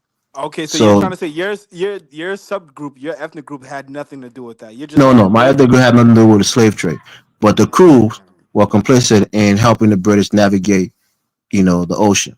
So yeah. The But crew. then So that you're Fernando Poe separating thing. your ethnic group, your specific ethnic group, or subgroup. You're No, separating them I call from the myself a crew, so I don't try to run away from it. But I'm trying to tell you, Okay, like, if a Asante person tell you, like, if somebody was, the Asante was selling a slave, and somebody who was maybe a chimp or some other variation of a Khan will tell you, yeah, the Asante did it, but my Pacific people didn't do it. But even though we're part of that same bigger language group, so I'm okay. saying, yeah. So the point is, what happened in Fernando Poe really was forced labor, and somebody used the right word in the comment. It was human trafficking, and it was outrageous And because who was the African leader of American. Liberia at the time? Who was the president of the or who was responsible behind this at the time? I don't want to say it was. What is his name? Was it Charles D.B. King? I think it was Charles D.B. King, but it was such an international scandal. And again, what Liberia stood for, it was And this guy was an antithetical to the American nation. Liberian. Yeah, it was antithetical to the. Was he a Congo American Liberian? Was he He a was Caribbean more American more so of a Liberian? He was more of a Congo. His background is from Nigeria. He was an Igbo. Oh, so you can't blame Black Americans? Okay, say less. Say less. Okay. Is it Yeah, because accurate that you wanna that make the the distinction between your subgroup, so we can do the same as well, right? No, that's fine. I'm saying the fact is I'm he just trying to, was Elvis. I'm just trying to battle the what is misconception this that with Black this Black Americans were American stuff enslaving though? What is right, it Liberians. like? right, fine. But I'm You're just saying that it was a international scandal, and he had to resign the presidency because of that. And I'm saying this is because it was antithetical to what African Americans or American Liberia stood for. Because initially they fought against the slave trade on the coast of Liberia. They stopped a lot of people from being enslaved, and then 30, 40, 50 years later, they were using forced labor and pretty much doing human trafficking for profit in the country. is it So accurate that again, these are human beings. I'm not going to say that they're terrible people. These are human beings. Some people fall into the pits uh, you know, of degeneracy after a while. But yeah, that really happened in the country, and Colin can't get away from it.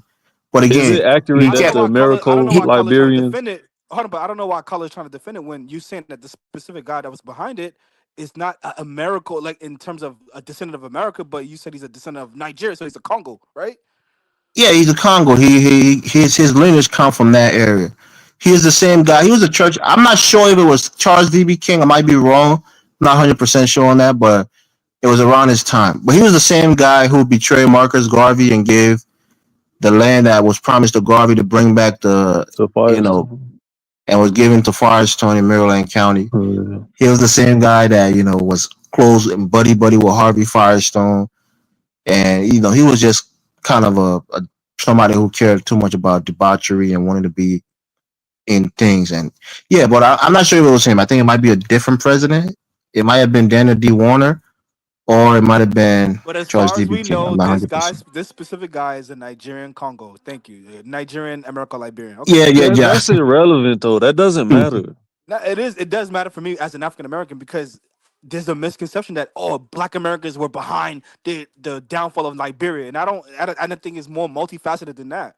I mean, they had People to keep No, go. making it's I not. mean, but The then the again, I Liberian don't the know why we're Liberian trying to. Civil War, the Liberian Civil War was fought really on a The Civil War became after the 1985 attempted coup that was led by Thomas Kuyempa, which was he was initially a part of the coup plotters who overthrew President Tolbert and killed him. After they became part of the military junta, They started to have a falling out.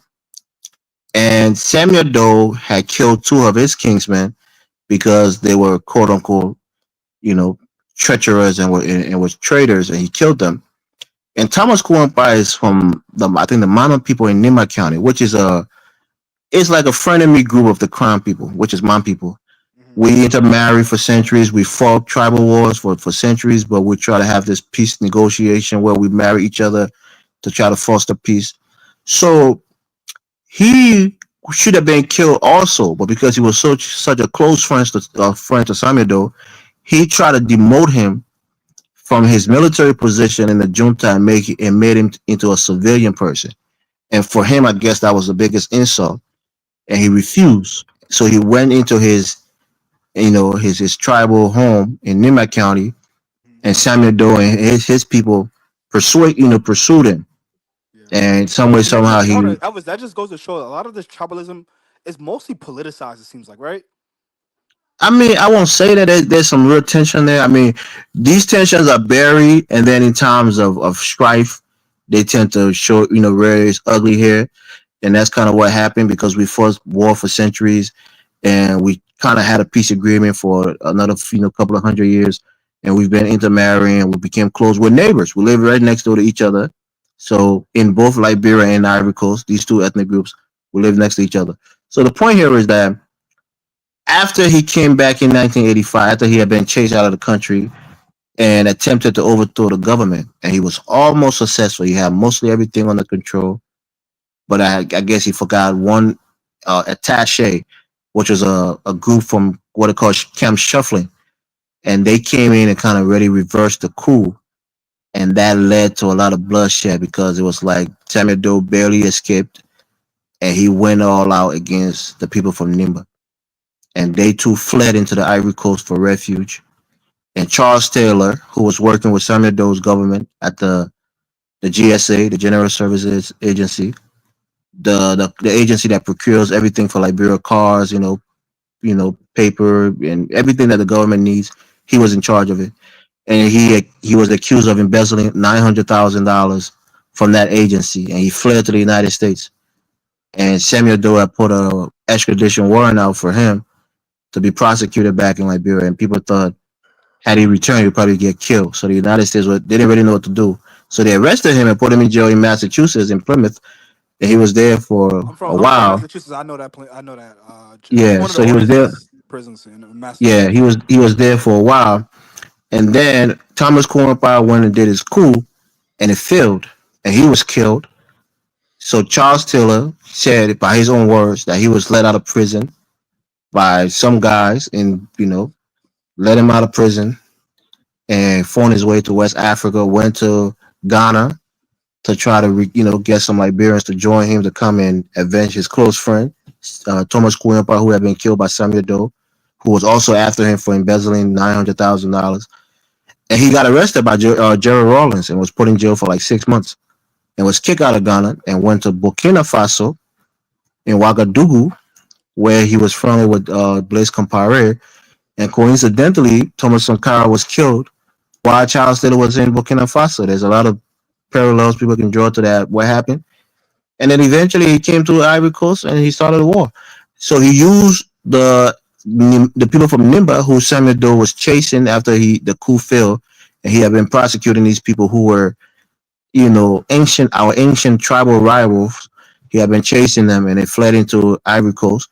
Charles Taylor, being a friend of Thomas Cornwall, which is from Nimba, galvanized them and put them together to come and get their revenge. So this war never really had to do with the American Liberian. They were deposed from power when Tolbert was killed.